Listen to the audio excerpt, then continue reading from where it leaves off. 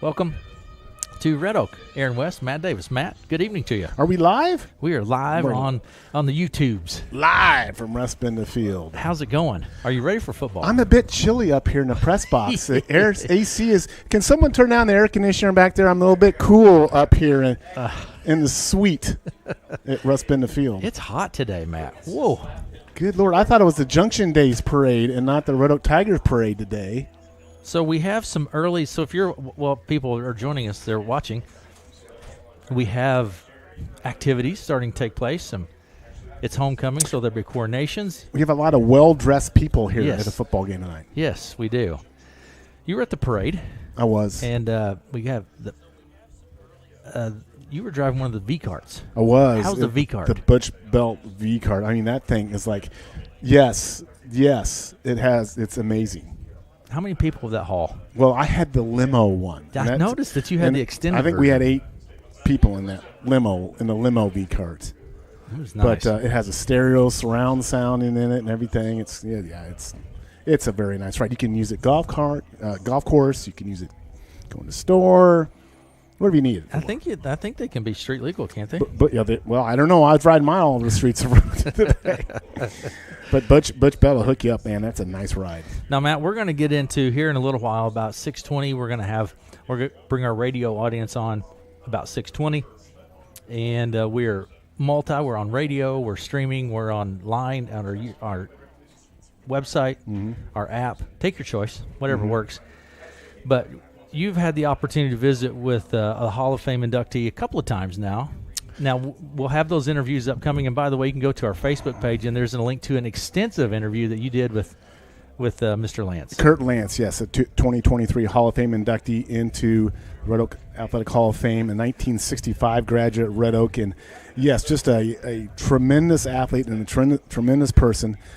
Kurt, after graduating from Red Oak, went to Northwest Missouri State. Actually had Iowa State for baseball for a year or two, but then wound up graduating from Northwest Missouri State and had a long career teaching and coaching and was an assistant coach, player for the Clarinda A's baseball team under Merle Eberly, and then a long-time assistant under Merle Eberly. He's actually in the Clarinda A's Baseball Hall of Fame, and he is, of course, a Red Oak Tiger grad, and he was an outstanding baseball and basketball player, in particular in a golden era of Red Oak sports in the mid-'60s, when Red Oak really was in all kind of the core sports of baseball, football, basketball, was kind of the dominant team, along with one other town called Atlantic, and that's kind of what that story is about, their rival with Atlantic a lot back in the mid-'60s. It was interesting in that conversation, and it's about a little over a 30-minute interview it had with him and some of his former teammates. Right.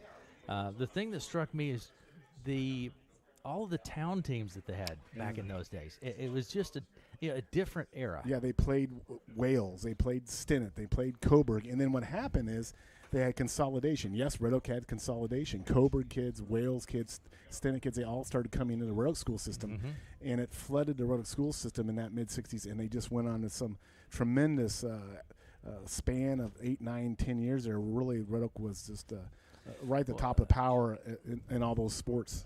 I think about that time frame when you had those years of back-to-back, and baseball especially. Yeah. And there was just a tremendous – but then you had those back-to-back Hawkeye – was it three of 7 them championships? Right. And at the same time, then at 69 was when I think the high school was built, that facility. There was the 60s were a pretty exciting time. Yeah, a lot. Yeah, I mean, obviously the world has changed and demographics changed, but sure. Red Oak truly was – at that era, a very growth town, as a lot of other towns were in Southwest Iowa, but in particular, Red Oak really was. And but the thing that makes Kurt's story so unique is the fact that he was one of the best at one of the best times in Red Oak sports history. So it wasn't like he was an individual, and there's a lot of great individual athletes, but they're not surrounded by other athletes on those teams. He was the best of the best as far as a baseball player, pitcher, the dominant pitcher in Southwest Iowa's time, and arguably the best basketball player and arguably the best basketball team in Red Oak history. I mean, you look at that, and then you listen to him,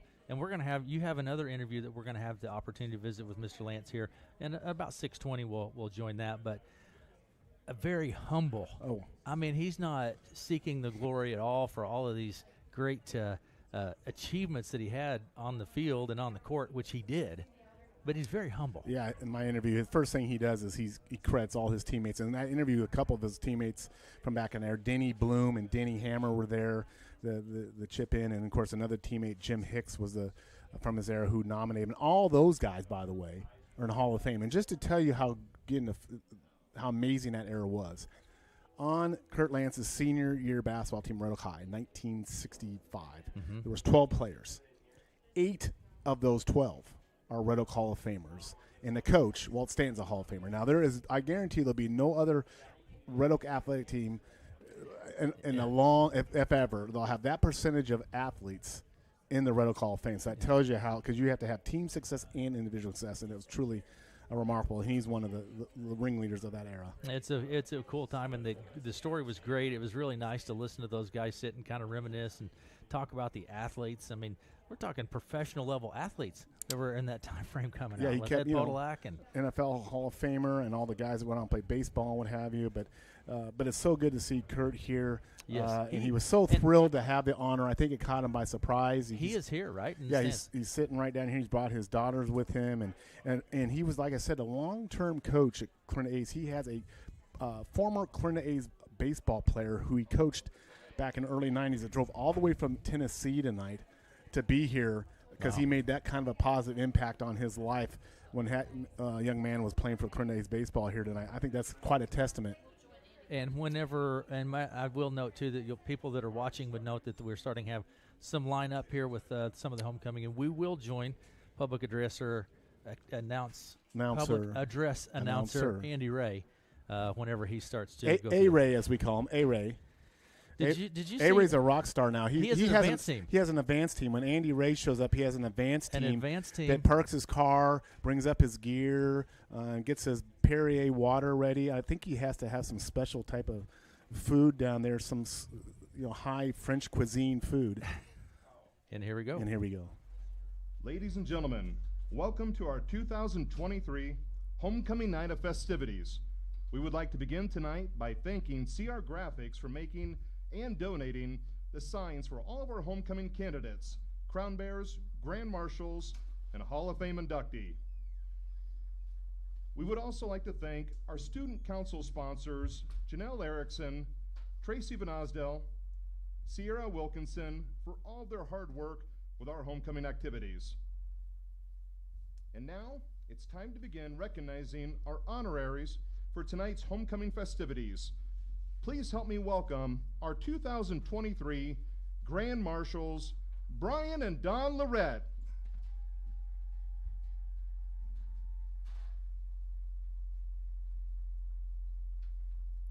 Brian and Don are lifelong residents with strong family roots in Montgomery County.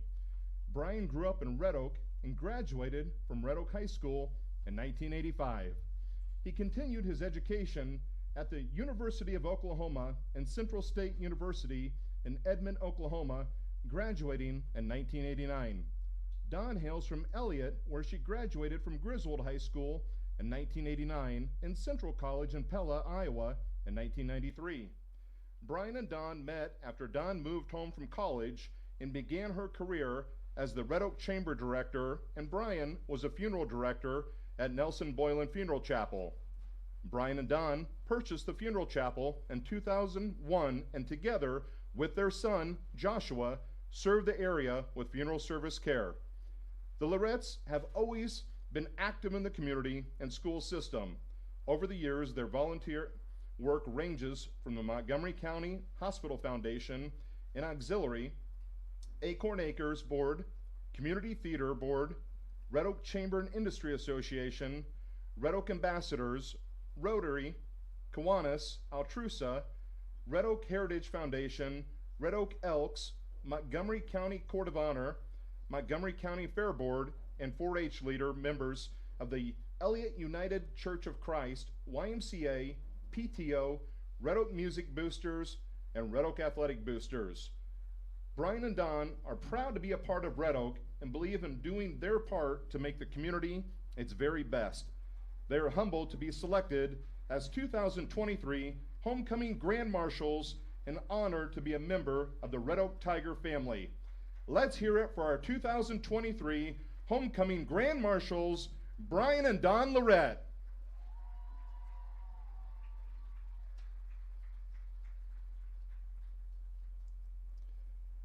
Next up, we have our 2023 Homecoming Crown Bears, Reed Shelley and Stella Beeson. Stella is the daughter of Ryan and Samantha Beeson. Her siblings are Tyler and AJ Beeson. Stella is involved in piano, Clover Kids, YMCA programs, and church activities. In her free time, she likes to golf with her dad, hang out with friends and family, play with her cats and goats, sing, and dance. Reed Shelley is the son of John and Jane Shelley. His siblings are Pace and Anna Shelley. Reed is involved in flag football, wrestling, dance, baseball, and Clover Kids. In his free time, he loves playing outside with his dog, riding his bike, and having Nerf wars with all of Pace's friends. Reed's favorite team is the Red Oak Tigers, and he is always ready to cheer them on to victory. Let's hear it for Reed and Stella.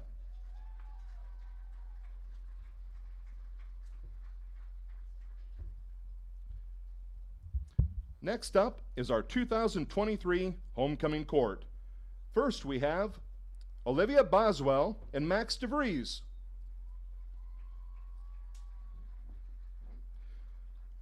Olivia Boswell is the daughter of Chris and Shauna Boswell. Olivia is involved in volleyball, basketball, and student council. She likes to spend her free time with friends and family, playing sports, going shopping, and going to the races. Olivia plans to attend Iowa Western Community College and major in dental hygiene. Olivia said being a Red Oak Tiger means supporting any and all activities, being involved, and showing her Tiger spirit. Max is the son of Ron and Jackie DeVries. Max is involved in basketball, tennis, soccer, National Honor Society, and student council. In his free time, Max likes to commit tomfoolery and the occasional shenanigans with the guys. When Max was asked what being a Tiger meant to him, he said it means being a part of a ride or die tight-knit community, and I will cherish for the rest of my life, all put together by the mutual rivalry with Shenandoah. Give it up for Olivia and Max.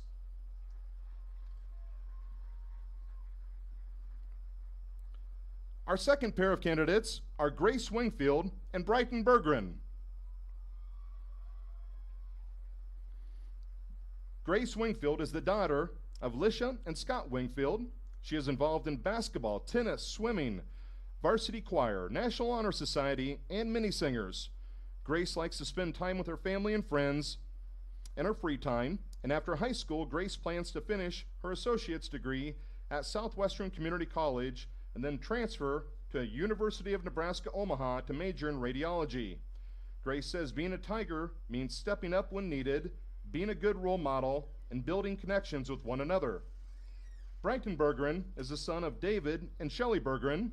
Brighton is involved in basketball, football, track, cross country, student council, and National Honor Society. In his free time, he likes to hang out with friends, lift weights, and play video games. His future plans are to attend Iowa State University and study engineering.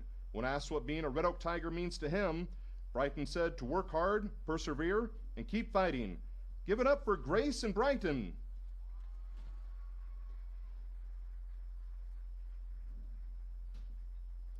Next we have Merced Ramirez and Ty Jenkins. Merced Ramirez is the daughter of Dana and Gilberto Ramirez.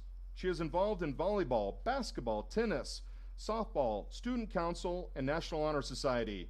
In her free time, she likes to hang out with her family, friends, and her kitties.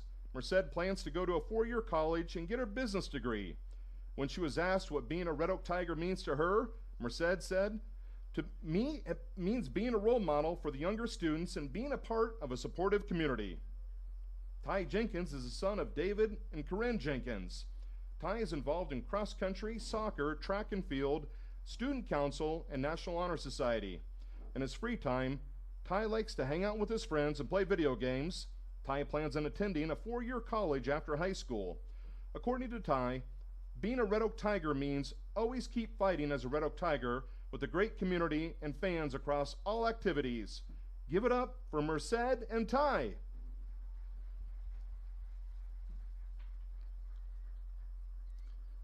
Next we have Josie McCunn, and Tony Philpy. Josie McCunn is the daughter of Naomi and Jason McCunn. She is involved in softball, cross country, and wrestling, FFA, 4-H, Mayor's Youth Council, and National Honor Society.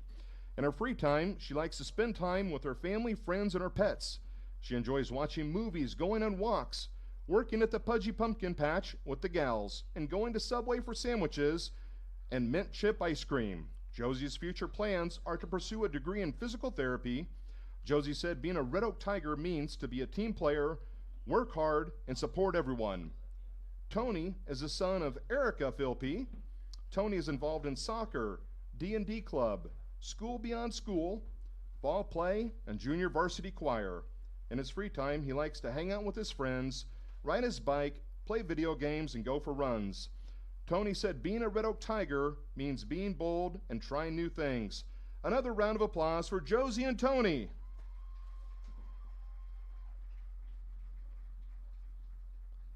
Lastly, we have Lainey Kleppinger and Anderson Rule.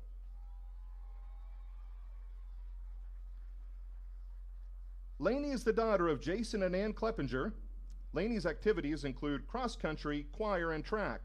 In her free time, she likes to read books, do crafts, and watch movies. Lainey plans to study business, analytics, and finance at UNO. Being a Tiger to Lainey means building others up and making meaningful relationships. Anderson Rule, aka Spider-Man, is the son of Allison Rule and Kevin Rule. Anderson is involved in football, track, mini singers, fall musical, chess club, and NASA's Junior Astronaut Program. In his free time, he likes to play Fortnite, work out, and hang out with Lainey Kleppinger. Anderson's future plans are attending Iowa Western's nursing program and working in pediatrics. When Anderson was asked what being a Tiger means to him, he said, giving all of your effort and everything worth doing. Give it up for Lainey and Anderson.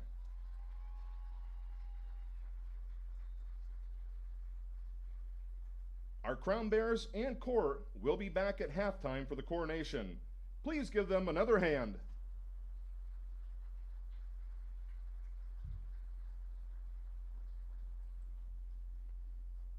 And now, please help me recognize our 2023 Hall of Fame inductee, Kurt Lance.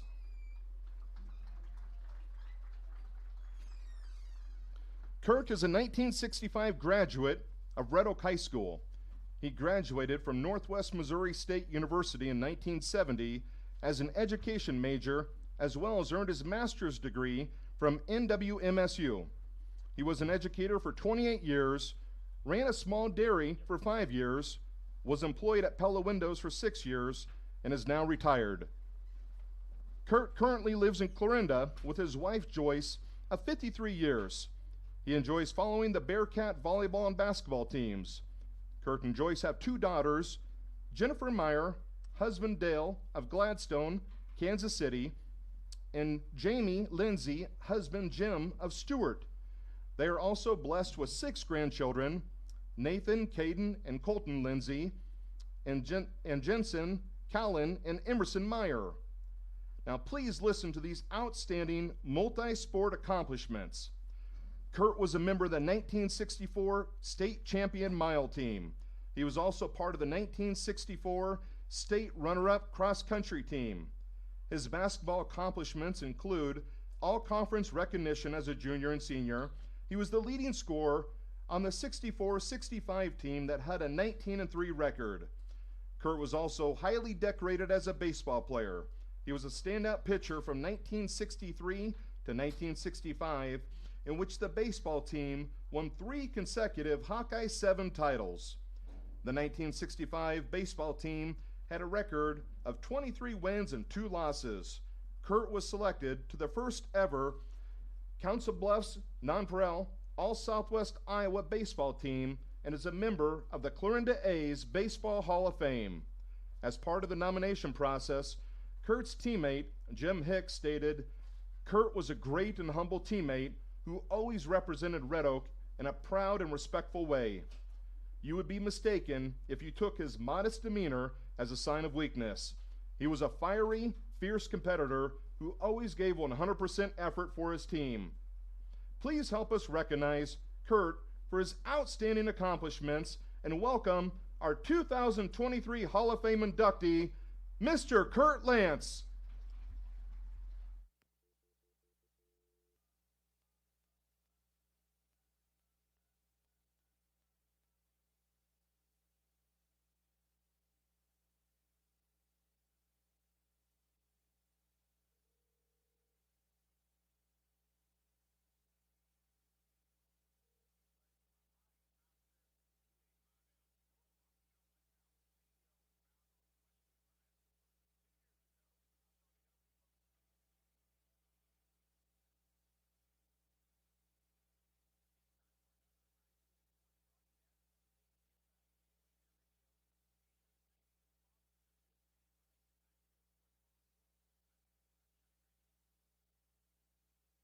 Welcome to Red Oak. We are at the Red Oak Homecoming 2023. Aaron West and Matt Davis. I was just trying to hear Kurt speak. Kurt Lance, the 2023 inductee, is giving his speech. He is giving his speech, and we can't hear that. We don't have audio for that. But, Matt, you did have the opportunity to visit with Kurt. And so here's what we're going to do. While Kurt is having his speech, we're going to step away with our radio audience, and we will let you have Matt's interview with Kurt, and we will join that now with Matt and Kurt.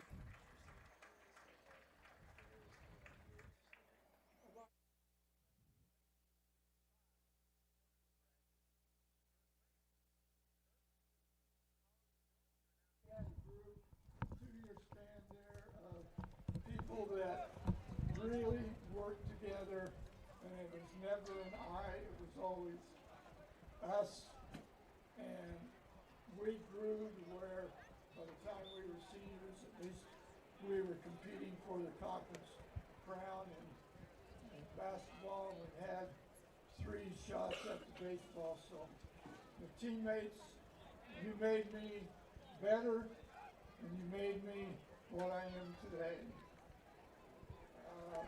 Thank you to the Red Oak School for hosting this. Again, this is quite a setting and quite an honor to receive this. I was just curious. I know I got one. Is there anybody here that actually saw the 64, 65 teams play? Just raise your hand. I know I got one classmate. That was only 58 years ago, so good time. But the one thing I was going to say about fans, sometimes you don't get the recognition. Sometimes as players we don't realize until we get away from it. But your support, your effort, and I know it takes a big effort now to attend all of these different activities. Thank you so much for giving up your time and supporting. Now, I told Coach, I said, well, one thing tonight, try to be like the Seattle Seahawks and the 12th man. You have a team out here that has an opportunity to make the playoffs. At some point during that time, they're going to need a little extra energy. And if you can give that to them, then they have a good chance of making that step and going to the playoffs. Lastly, the coach, Walt Stanton, who's no longer here, but I think he put it down. Probably took time practicing his baby hook shot, free throws, but he affected so many kids during the years that he was here at Red Oak. And again, I just appreciate what he did for us as a team, and appreciative of everything you've done. And the last thing, go Tigers. All right.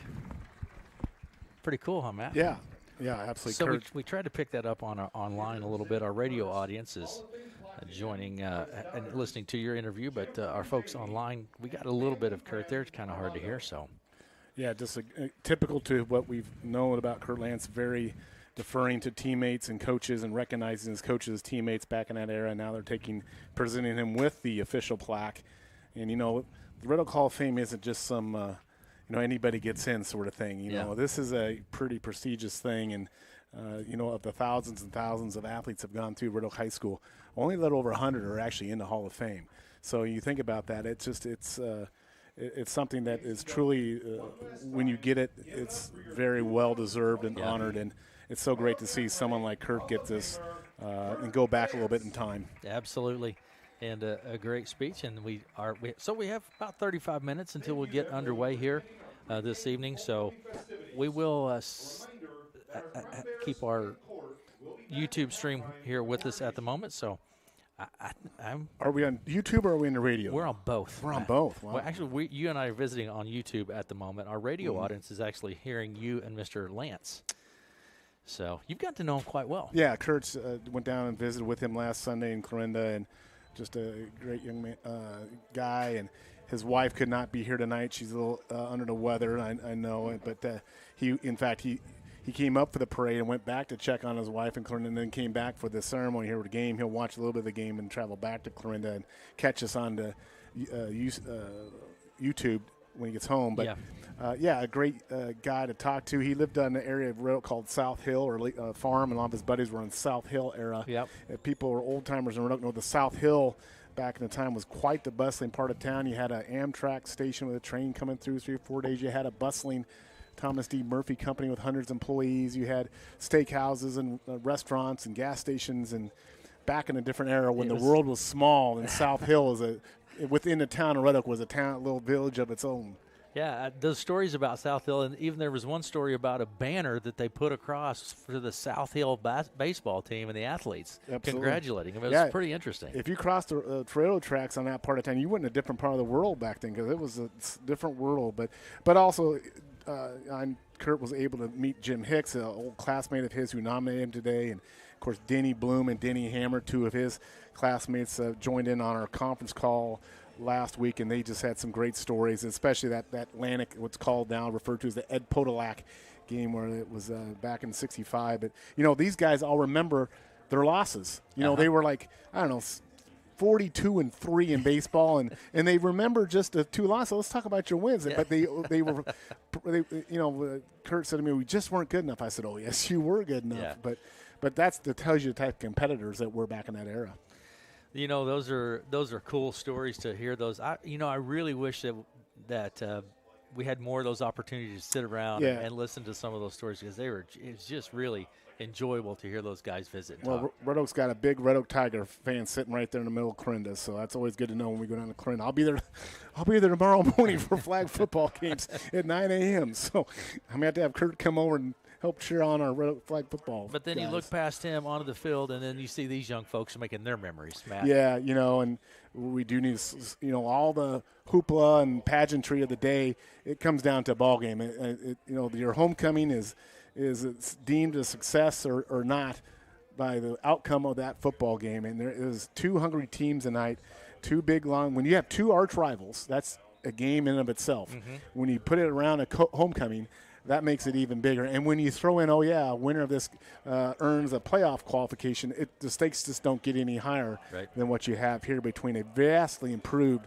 Shenandoah Mustang team. This is a team that, that we don't need to recap a lot last year, but they could not conclude their season, and they're completely different this year. This is a team that is on the rise. They've got a lot of good young roster players, but they're led by some seniors this season, and we'll talk about those key players here in a little bit.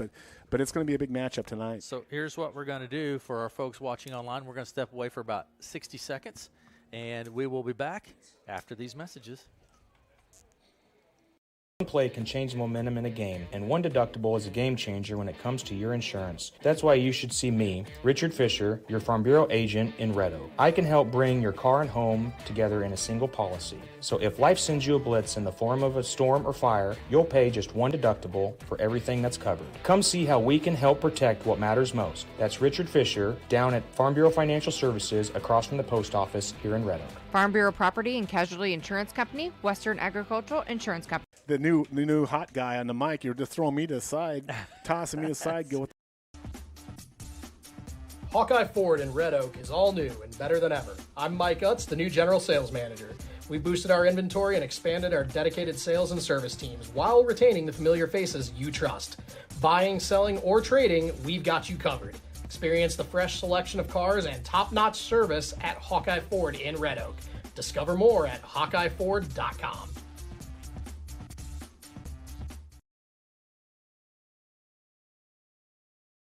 Aaron West and Matt Davis. Matt, we're all synced up here now, both of our YouTube, so you can watch the game, you can listen to the game, whatever you want to do.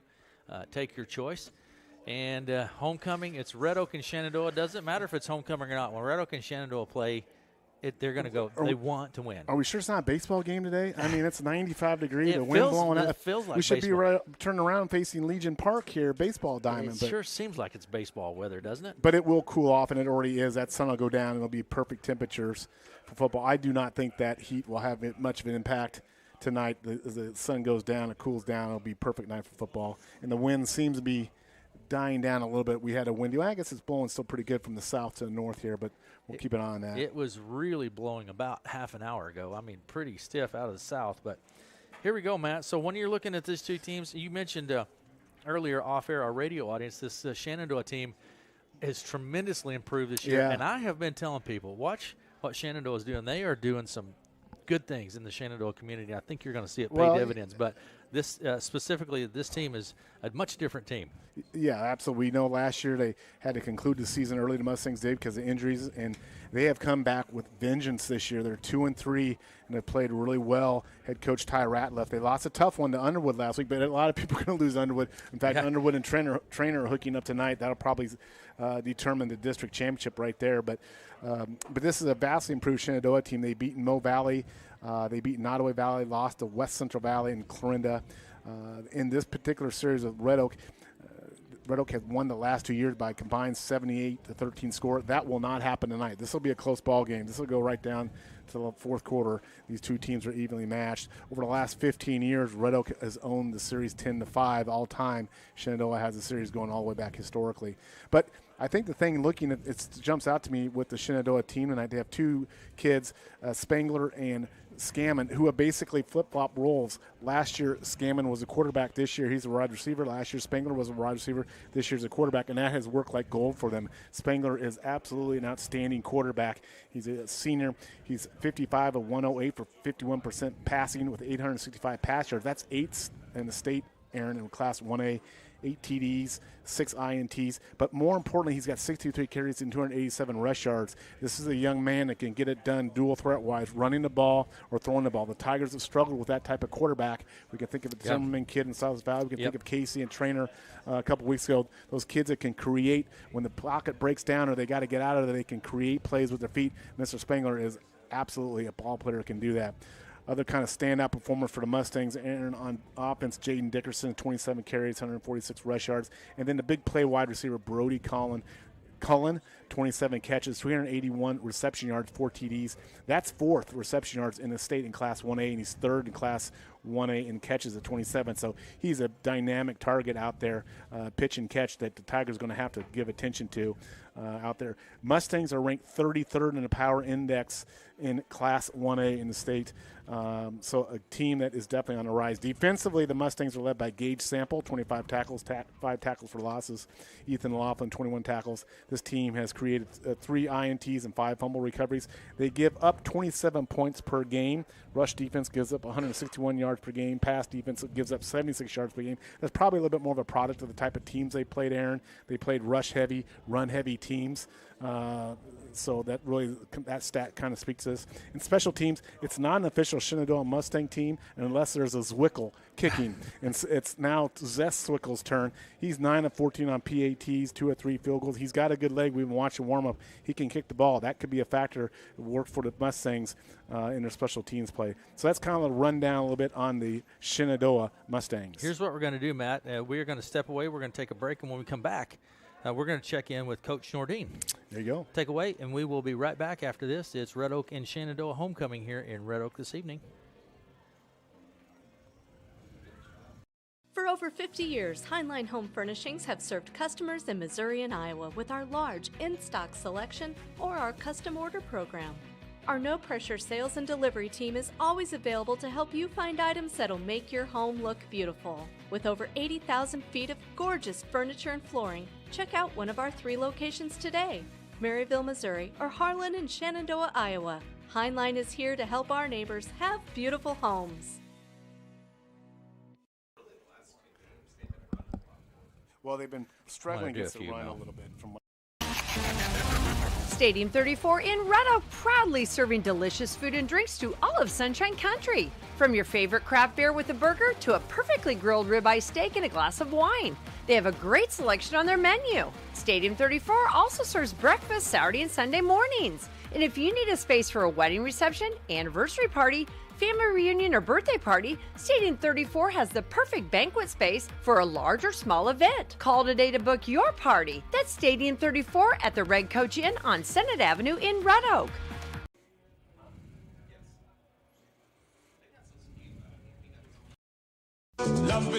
Hey Sunshine Country, it's Cheryl Porter. Do you like your job? How would you like to love your job? Fresco System USA is looking for several highly motivated workers to join our team. Come see me at 2026 Fernwood Avenue in Red Oak or call 712-623-8100 extension 6659 and we can talk about everything we offer, like benefits starting day 1 and so much more. So if you're ready to love your job, come see me today at Fresco System USA. Love is in the air. 2 more.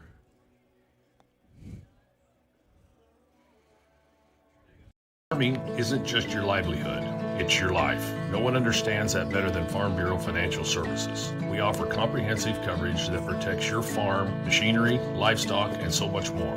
You'll get customized coverage on one policy with one premium and one deductible when you need it the most.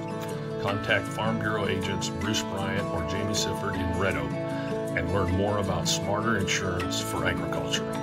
Farm Bureau Property and Casualty Insurance Company, Western Agricultural Insurance Company. Shenandoah Mustangs and your Red Oak Tigers. We welcome the coaches, players, and fans from Shenandoah. Too busy at work to wait in a long line at Subway? Order online at order.subway.com. Simply register with your email and password and order away. You can also download the Subway app on your smartphone. Order up to 6 subs, salads, or pizza. Ready in 15 minutes once order is submitted. Also add chips, cookies, and drinks easily. And Subway's back to normal hours, Monday through Friday, 7 a.m. to 11 p.m., Saturday, 8 a.m. to 11 p.m., and Sunday, 9 a.m. to 10 p.m. Order online at Subway in Red Oak, Clarinda, Shenandoah.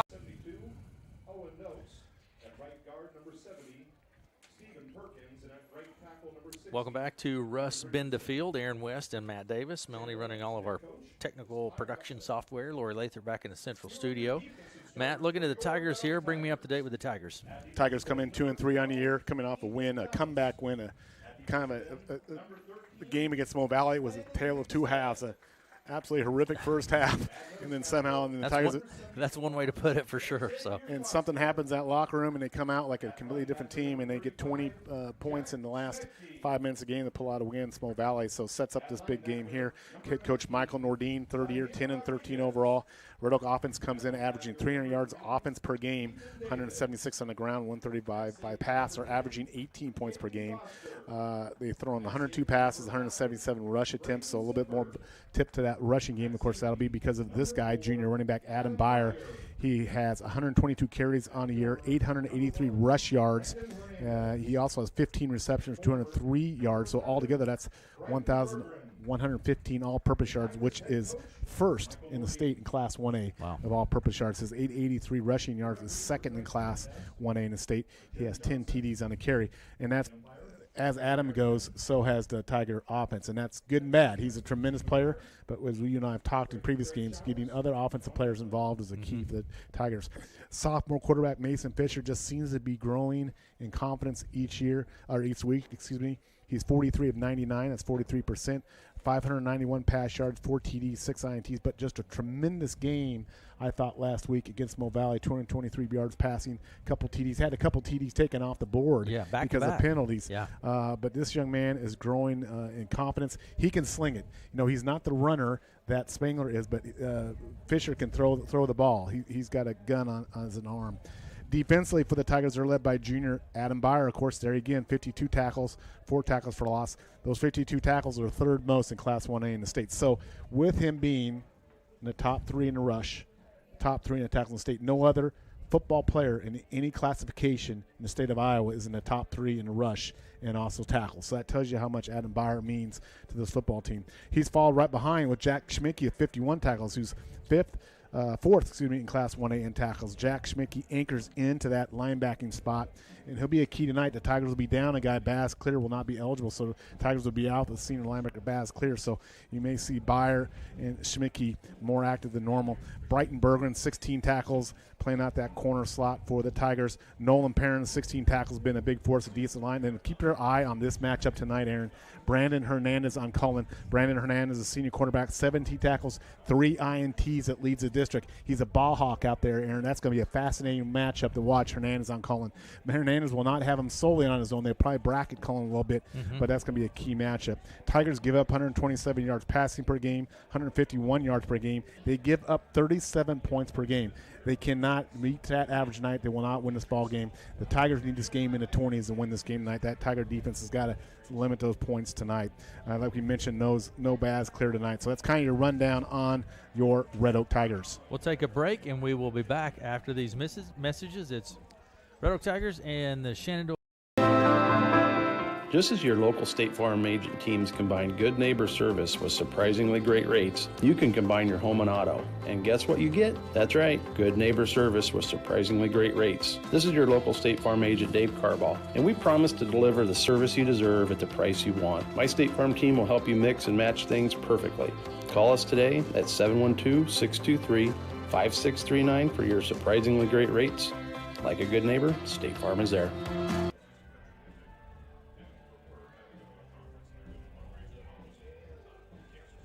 Across Nebraska and southwest Iowa, too many people are living with pain, but they avoid seeking orthopedic care. If only they'd ask themselves one question: what's the best that could happen? At Ortho Nebraska, we make care as easy and comfortable as possible. You can be seen today without a referral, and the majority of patients don't require surgery. Whatever your pain, we offer the most accessible and personalized care to get you back to living your best life. Ortho Nebraska. Click, call, text, or walk in. I'll bring it back here. I got 30 seconds.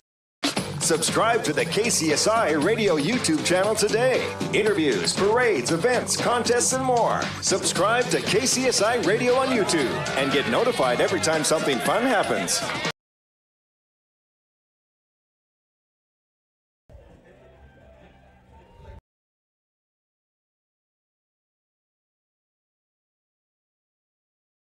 Back to Russ Bender Field, Aaron West, Matt Davis, and football. Red Oak and Shenandoah should be a good one. And Matt, you had the opportunity to visit with Coach Nordine, and we'll step away and have that interview with Coach Nordine, and we will be back after Matt's interview with Coach Michael Nordine.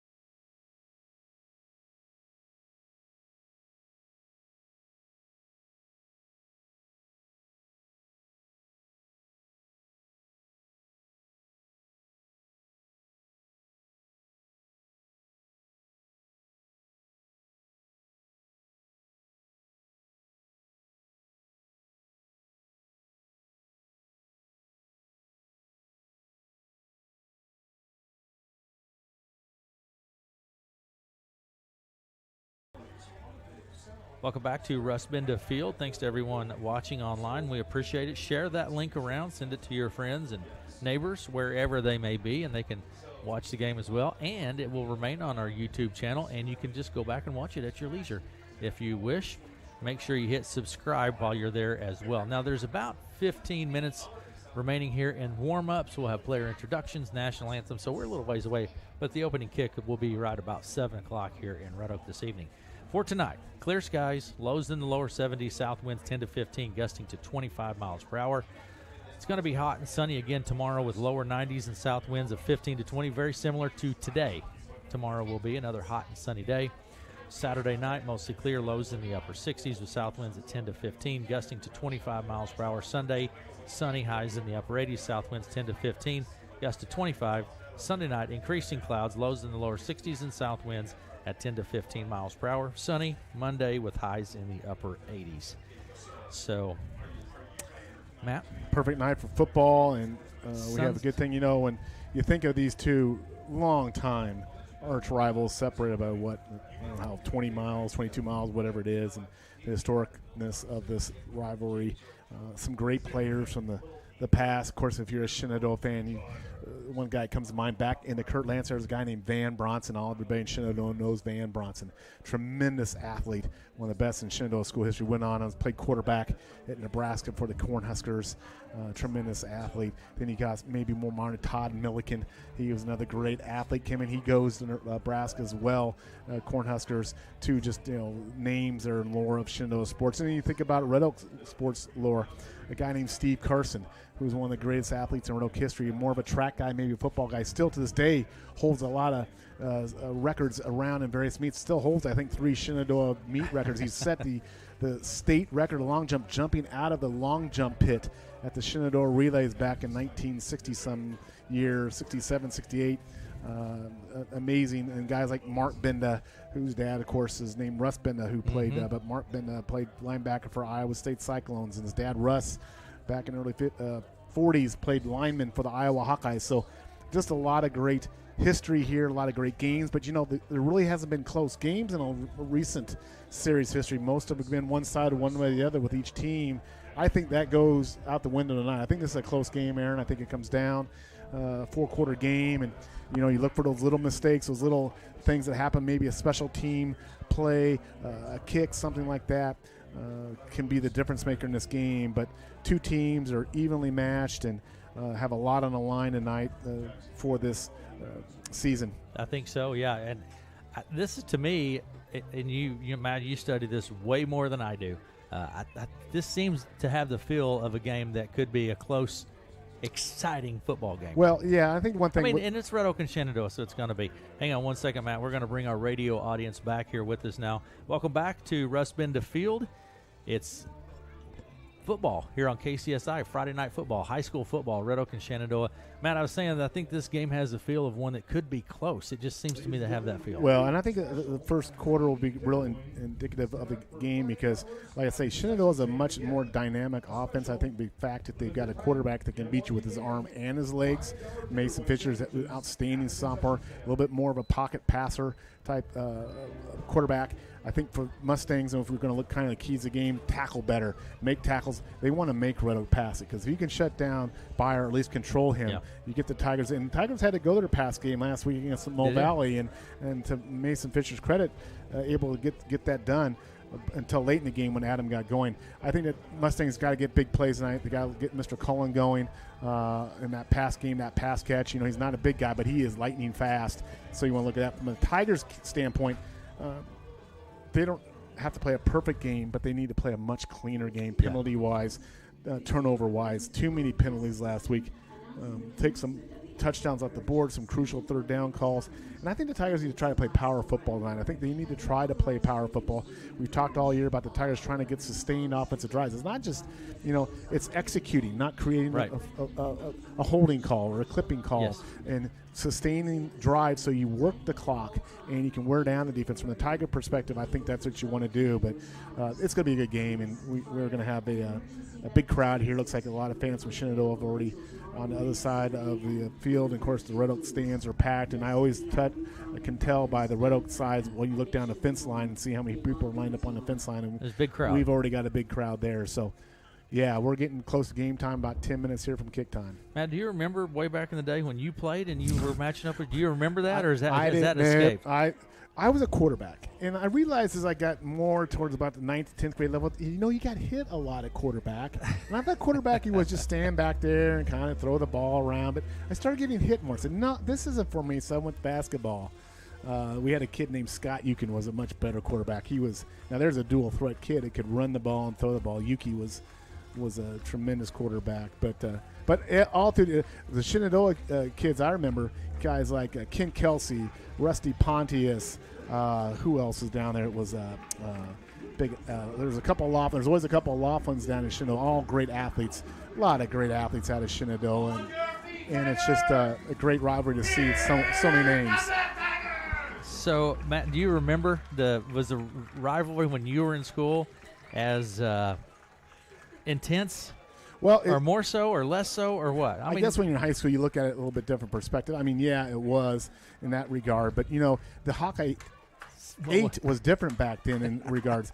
Shenandoah, Crendon, and Red Oak, it was Harlan and Lewis Central and Atlantic, and it was a different type of Hawkeye 10, and we were still in conferences then, so it had a different feel. You saw them in all the sports, and we always will see Shenandoah in all the sports, where it's evolved now where we don't see Lewis Central, Atlantic, and Harlan's in the football field. We see on basketball court, but it's a different world, a different game, it's different, that's for sure. But I will say one thing different is we didn't have the social media and all that stuff, so you didn't really know the kids from Shenandoah, and they didn't really know us unless we met on the athletic field, playing field. I mean, or we cruised down the strip, we decided to go cruise down their strip, or they kind of cruise up on a Red Oak strip. But these kids interactive, and especially in a lot of other sports, they'll play on club teams together, they'll play basketball, they play baseball, they have a lot more opportunity to interact, to get to know each other. I don't know, from old school, I don't know if that's good or bad. I mean, they're competitors, and but they're more familiar, I think, I guess what I'm trying to say, without a doubt, with kids in other towns than what we were in our area. Right, absolutely. And I do have to harken back. I remember sitting through a few, when Will was playing football, a few speeches. Your son, Will West. My son, Will. When sitting through some of the events that he had, and Mr. George Mayer was there. People in the area would know the name George Mayer. Great man, great community guy, and he would talk about some of the games back in the late 40 era, Red Oak and Shenandoah, and there'd be thousands of people at those games, and it was it's just amazing to me that it goes back that far. Yeah, and again, the world was smaller. You didn't have the internet. You had maybe one game on TV or something, so your local sports were so much more attended back in those eras. I mean, we just saw a guy introduced to play Clarinda A's. I mean, Clarinda A's baseball was big. They'd play these various towns and what have you. But it was a different era of sports and evolving. But nowadays you've got to just so much. You can sit in your couch at home and listen to Aaron West and high def television and Matt Davis. Right. Well, it's fun, Matt. It is fun. We're going to have our band on the field now. We're going to step away here for our radio audience, and we will be back after this. Remove your hats and turn your attention to the north end of the field. Under the direction of director Zach Everly, the Tiger Marching Band will play our national anthem.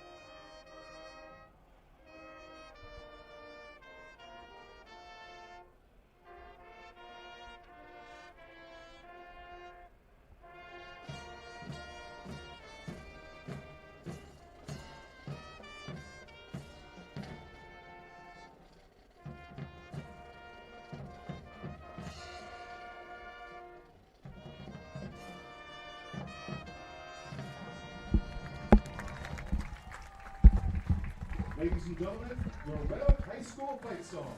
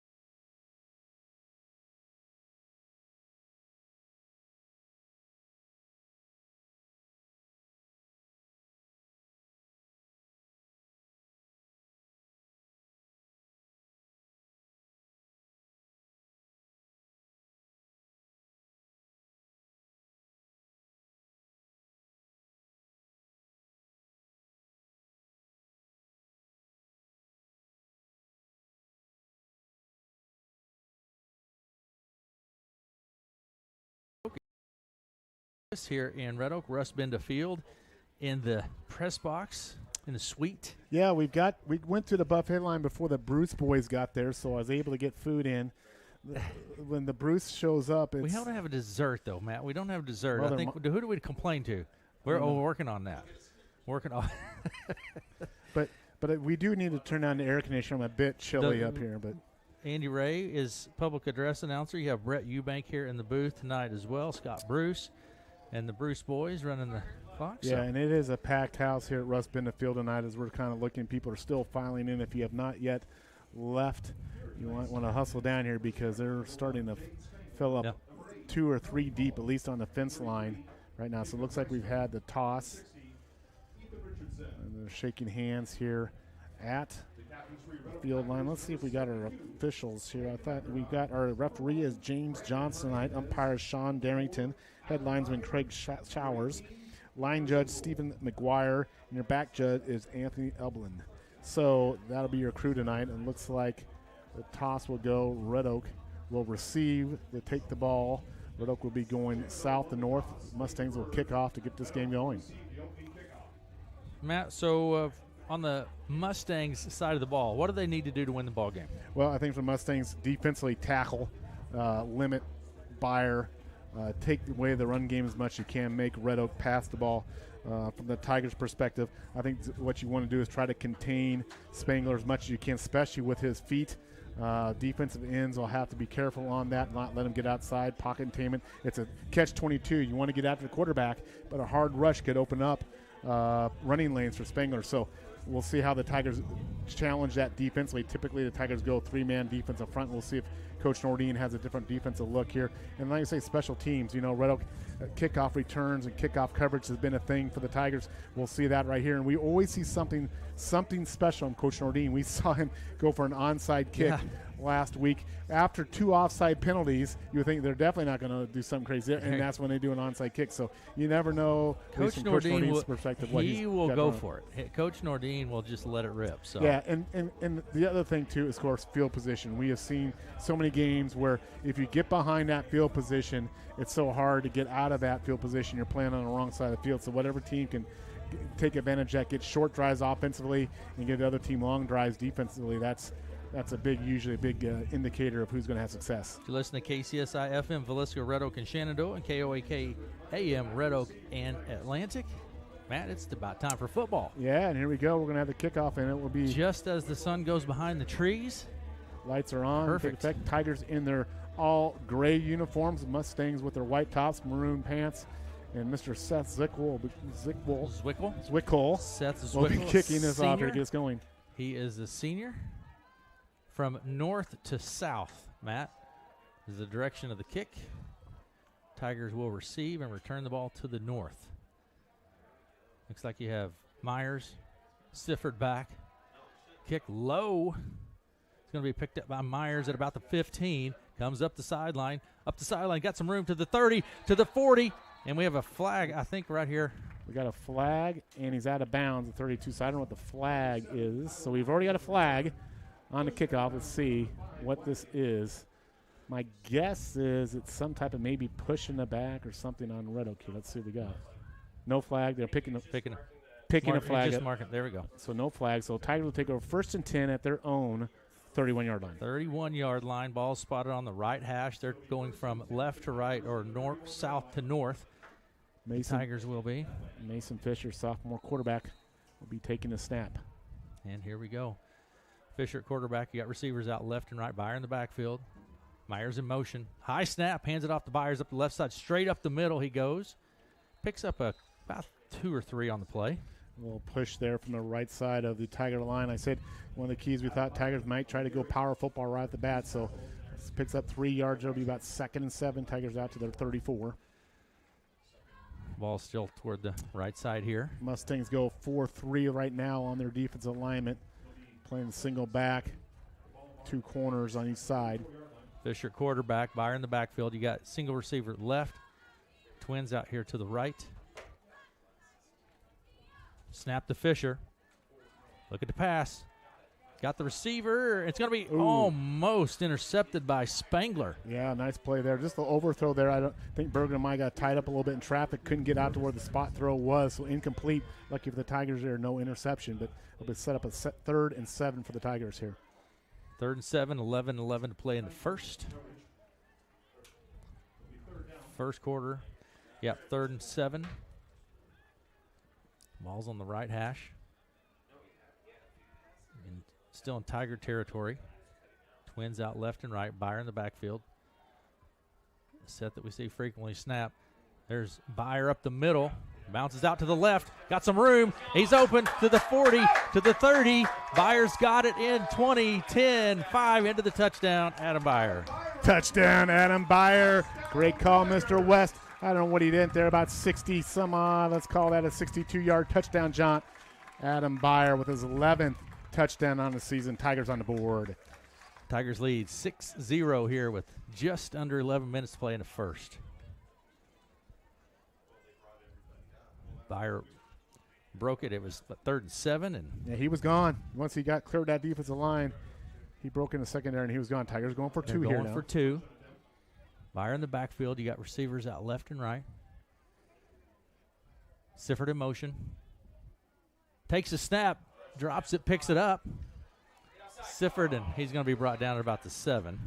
Yeah, a little trickery there. Trickery. Sifford came in motion, but went to the center snap, fumbled the snap, then got tackled, lost. But Tigers on the board first.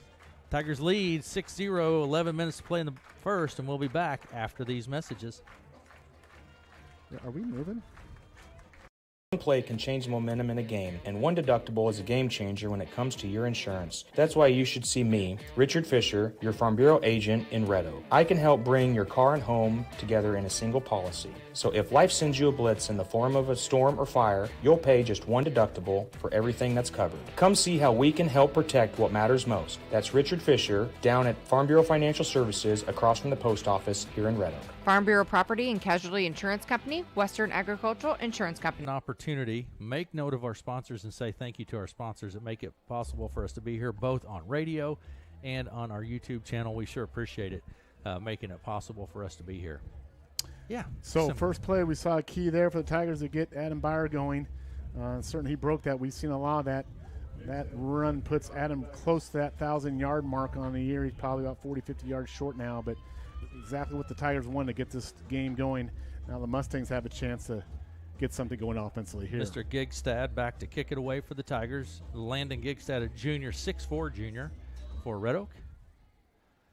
Nice young man. I think that might be calling deep. It's going to go to... Looks like that is the whole Graham.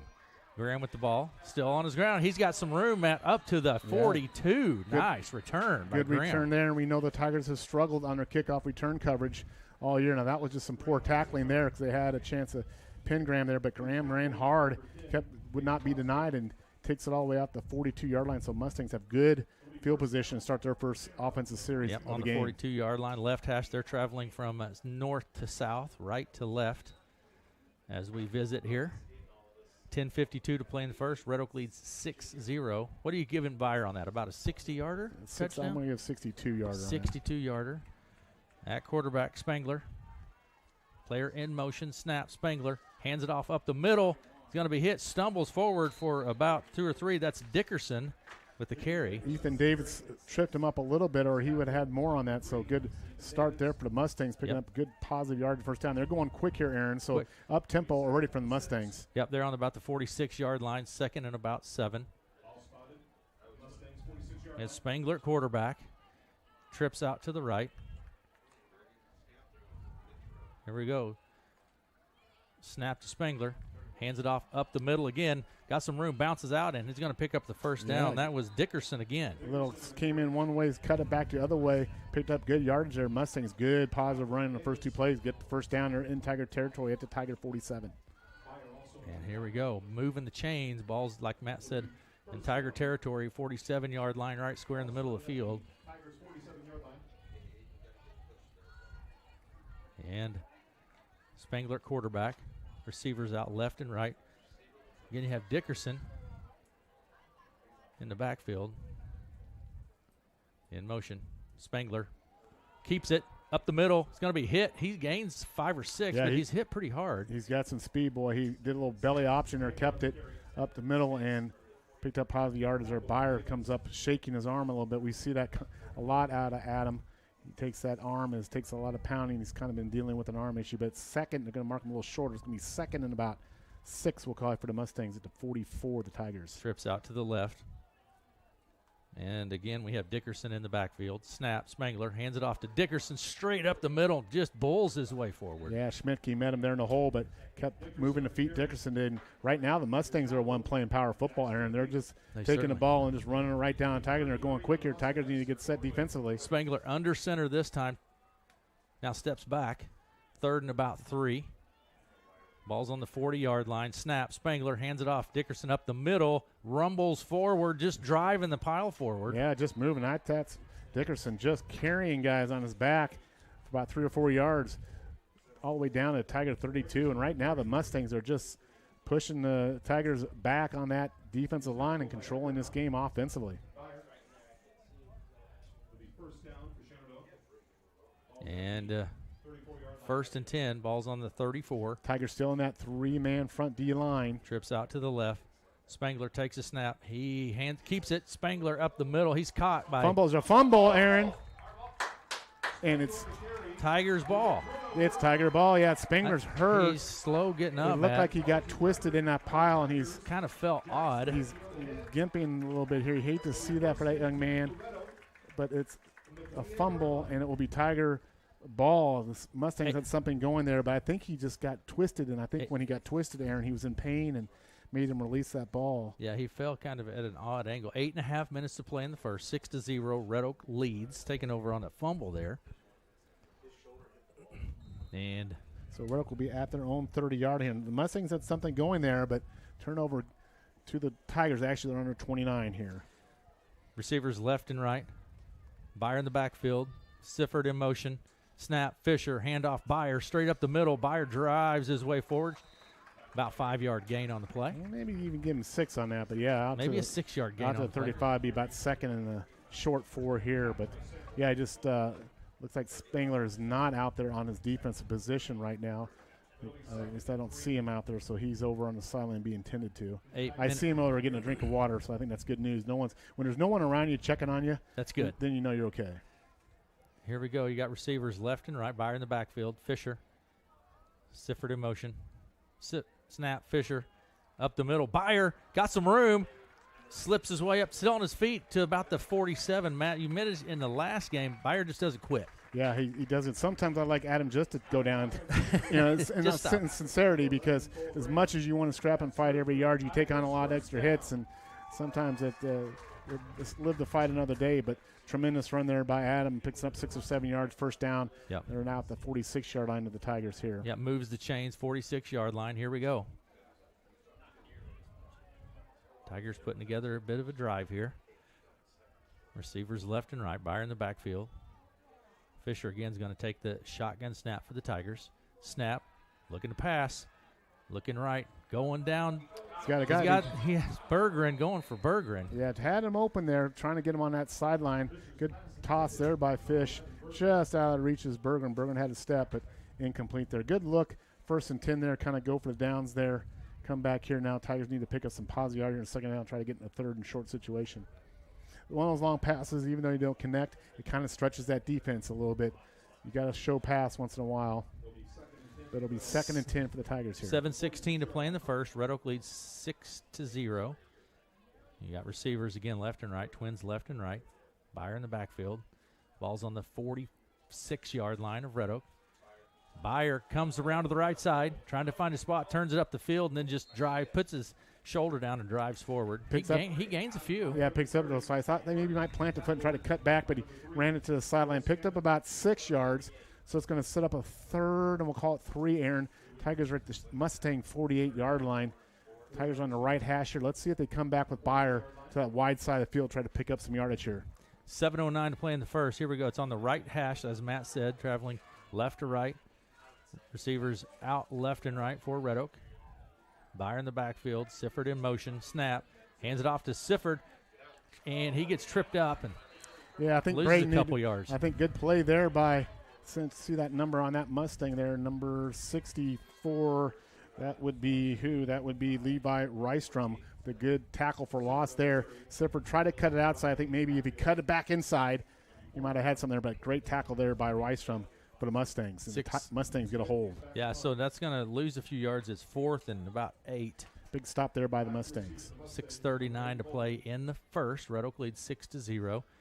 Cullen back deep for the Mustangs. Schmedke back to punt it away. Schmedke. Good nice boot. Punt. End over end. Back you have Cullen. It's going to bounce. And yeah, we're bound. Yeah, Tigers are down there, but fielded up and ran into the end zone. So that'll be a touchback, Aaron. Mustangs will take it at the 20.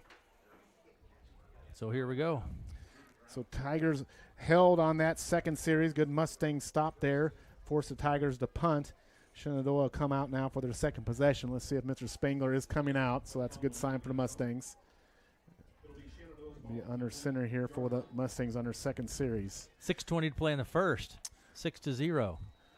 So far, Mustangs in that first series showed heavy run. Of course, we know they've got Cullen out there with that tremendous speed. So let's see if so far the Tigers are showing just single coverage right here on Cullen. Bergen's matched up on him. Spangler at quarterback. Dickerson in the backfield. I'm impressed with Dickerson so far, to be honest with you. Snap. There's Cullen on that Cullen sweep. around to the right side. Got some room. Go. He's got some speed. And just short of the first down. Yeah, a little jet sweep there. Good call by Mustangs. Came in motion and got the ball and took off and picked up about 8 yards all the way out to, call it about the 29-yard line. The Mustangs going on quick. The ball, going quick. Going quick, snap and drive forward and just move the paw forward, pick up the first down. You bet. Tigers going to have to get on the ball quickly defensively. Mustangs taking it to them offensively here. It moves the chains. Mustangs pick up the first down at the 33. So Tigers going to have to match that pace at the offense. Mustangs obviously coming in wanting to go up-tempo here. And they did that successfully in the first possession, just turned it over here. Yeah. Ball's on the 33-yard line of the Mustangs. Spangler at quarterback. Snap. Hands it off up the middle. I think that's Dickerson. He's going to gain about 3 or 4 on the play. Yeah, good job in there. Good blocking in there. Stephen Perkins with a good block for the Mustangs there, opening some room there for Dickerson on inside trap. And Tigers trying to shuttle guys in and off the field here. Defensively, Mustangs right on the ball, ready to go again. Quick. So it's 2nd and about 6. And here we go. Receivers left and right, packing it in. Snap high. Spangler picks it up, but he's going to big loss. Yeah, bad snap. Ethan Fouts all over him for a big sack. That'll be about a 10-yard loss on that high snap. Just threw Spangler off a little bit. He was able to corral the ball before he got hit. But a big loss there. Going to set up a third and about 14 all the way back to the Mustang 34-yard line here. 4:55 to play in the first, and Red Oak leads 6-0. Here we go. So that's, third and about 14, Matt. Ball's over on the right side about the 29-yard line. Over near the right hash. You got trips out to the left here. Tigers giving a lot of cushion over here on the left side. A lot of cushion over here. Snap. Spangler, he's rolling out to the left. Going down the field. Going for Cullen, and it's going to be broken up. Good defense there by Sifford. Two fast guys on each other there. Sifford was matched up on the right guy because Cullen and Sifford, those two guys probably have met on the track quite a bit in their track career. They're fast. They're fast. They're so fast you can't watch them. They're so fast. But Tigers will make the hold. That's fast, Matt. That's fast. They are fast. But fourth down, so Mustangs will be punting here, and it looks like Hernandez will be back for the Tigers. But the pass was right there. Spangler put the pass right there, but Sifford was in a good position to defend it. And who do we have punting here? I'm not sure. Number 3, that would be kicked high, kind of short. Short kick. That kick from Cole Scammon. It's going to Scammon go out of bounds. They're going to mark it right at the Tiger 48-yard line. So Tigers have good field position. 4:21 to play in the first. Red Oak leads 6-0. So ball's going to be spotted on the 48-yard line over on the left hash. 48-yard line of Red Oak. Tigers with good field position so far in the game. The field position has been to the Tigers' advantage. Tigers packing it in here. Byer in the backfield. Snap. Fisher. Byer comes around to the right side. Tries to get around the end. Turns it up the field. And he is really no gain on the play. Nice backside pursuit there by Cage Sample. Chased him down from the backside, and the Mustangs did a really good job stringing that play out, Aaron, and making Byer go more horizontal. Couldn't find a cutback, and good job there by the Mustangs. Going to be second and 9 here. Yeah, second about 9. Ball's over on the right hash this time. 49-yard line. Here we go. Receivers left and right. Byer in the backfield again. Fisher at quarterback. Timeout here. We got something. Timeout Red Oak. 3:42 to play in the first. Red Oak leads 6-0. We're going to take that timeout with them and be back after this. That might just... For over 50 years, Heinlein Home Furnishings have served customers in Missouri and Iowa with our large in-stock selection or our custom order program. Our no-pressure sales and delivery team is always available to help you find items that'll make your home look beautiful. With over 80,000 feet of gorgeous furniture and flooring, check out one of our 3 locations today: Maryville, Missouri, or Harlan and Shenandoah, Iowa. Heinlein is here to help our neighbors have beautiful homes. Play in the first, and Red Oak leads 6-0 off of a big run for Adam Byer early in the first quarter. We've seen a heavy, of course, what we've seen all your heavy Byer usage here on running back. Tigers are going to have to get some pass plays, though, in this game. They're not going to be able to go Byer all the time. The Mustangs are going to keep working on that rush defense. So let's see what Coach Nordine dials up here out of this Tiger timeout. They're going to go trips. They're going to go actually four wide left. No backs. Fisher takes the snap. Pass. Out to Sifford. Nothing there. Comes around to the right side. Stifford still on his feet, trying to cut it up the field. He's going to be... Yeah, just that play wasn't going anywhere. Mustangs had it. The pass was too slow to the side. And, I'd really like to see the Tigers attack the middle of the field with that pass. I know it's a little more riskier in terms of that, but that pass wasn't there. Mustangs had it well snuffed out, Aaron. They handled it very well. So it's 3rd and long now, 3rd and about 14. 3:12 to play. The ball's on the 44-yard line of Red Oak.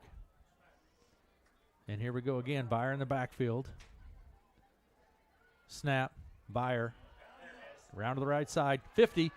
On his feet. And just. He's close. He might get the. See where they spot that. They might spot it. Well, even if he's short, I think this is 4th and go territory, Aaron. They're going to say, I think they say it's short. Just short. About a yard. Knowing Coach Nordine, I think you're going to see he's about less than half a yard. So let's see. The Tigers typically go shotgun snap here. I'm not seeing Fisher under center yet this year, so they're still going shotgun snap here with a 4th and less than a yard. So here we go. Snap. Fisher. Byer straight up the middle, drives forward. Down. He's going to grab the first down. First down. First down, Tigers, just enough. Got enough of a push there to pick up the first down. Yep, they're moving the chains. Ball's over on the right hash. It's going to be on the Mustangs 41. Didn't get a real favorable spot there. I thought it was actually a little closer to that 40-yard line. And it's a first down. But nonetheless, it's a first down for the Tigers at the Mustang 41-yard line. 2:11 to go here, first quarter. Tigers 6, Mustangs nothing. Okay, ball's on the 41 of the Mustangs. Trips out to the left, single receiver right, Byer in the backfield. And here we go, snap, Fisher. Byer up the middle, got a little room there. He's going to gain about 5 or 6 on the play, maybe 6. Yeah, made a good cut there. Came back offside the Nolan Perrin kick-out block there, Aaron, and tucked it back inside for about 6, 7 yards.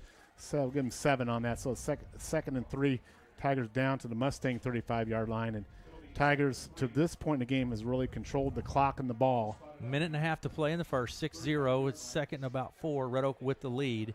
A minute and a half to play in the first. Receivers left and right.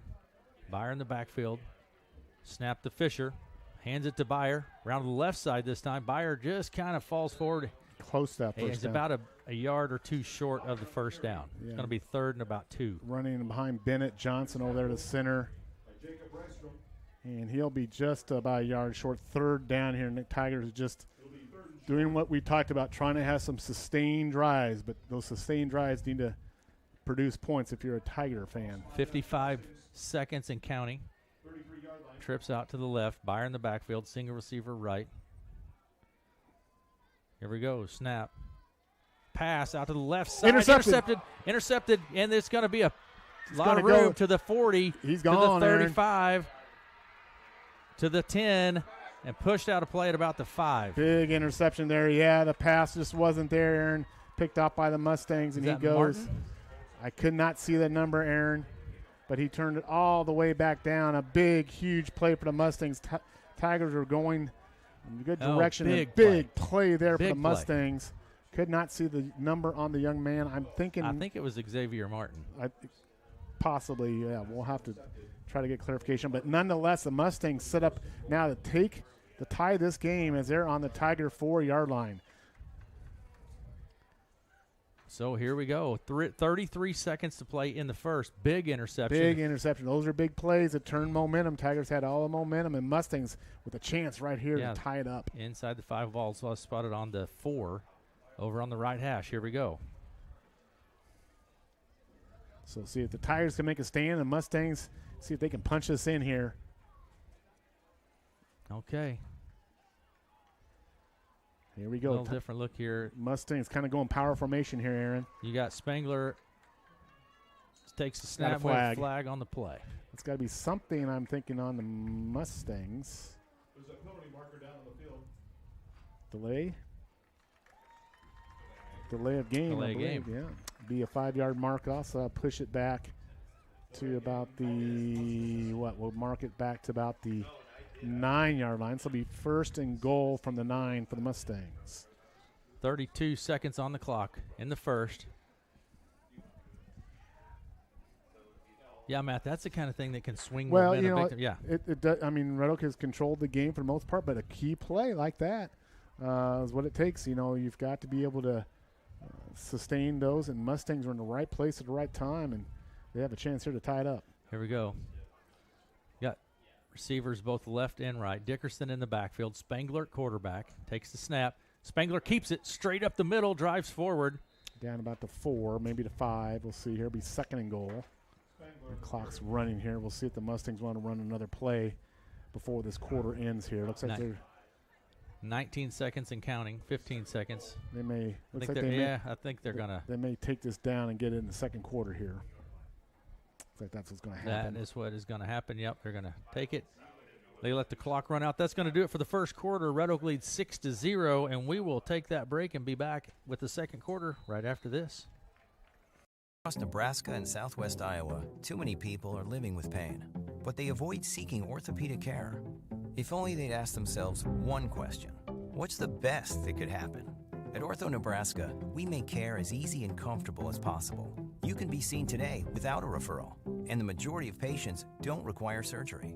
Whatever your pain, we offer the most accessible and personalized care to get you back to living your best life. Ortho Nebraska. Click, call, text, or walk in. We get up two, but to get up 2 scores have been huge.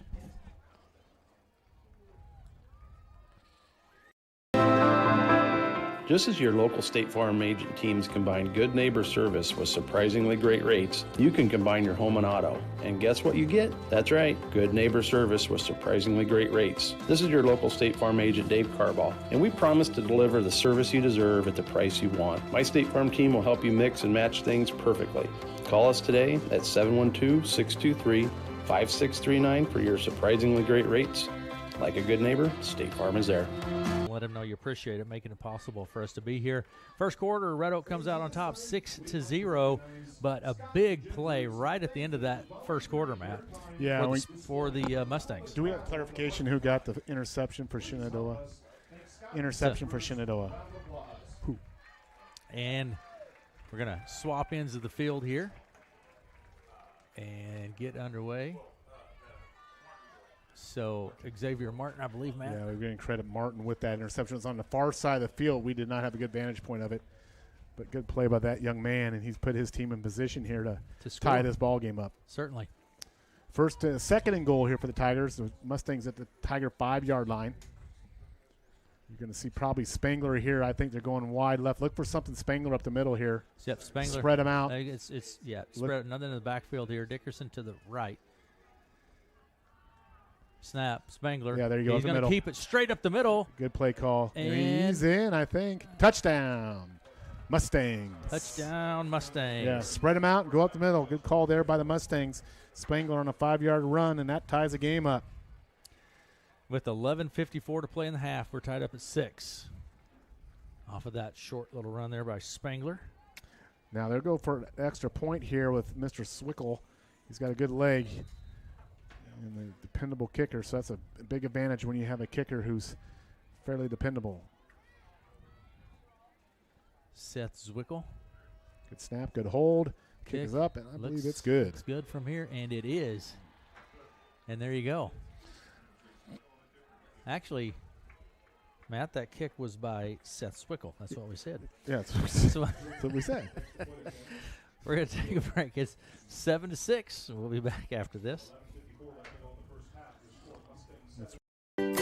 Too busy at work to wait in a long line at Subway? Order online at order.subway.com. Simply register with your email and password and order away. You can also download the Subway app on your smartphone. Order up to 6 subs, salads, or pizza. Ready in 15 minutes once order is submitted. Also add chips, cookies, and drinks easily. And Subway's back to normal hours Monday through Friday, 7 a.m. to 11 p.m., Saturday, 8 a.m. to 11 p.m., and Sunday, 9 a.m. to 10 p.m. Order online at Subway in Red Oak, Clarinda, Shenandoah.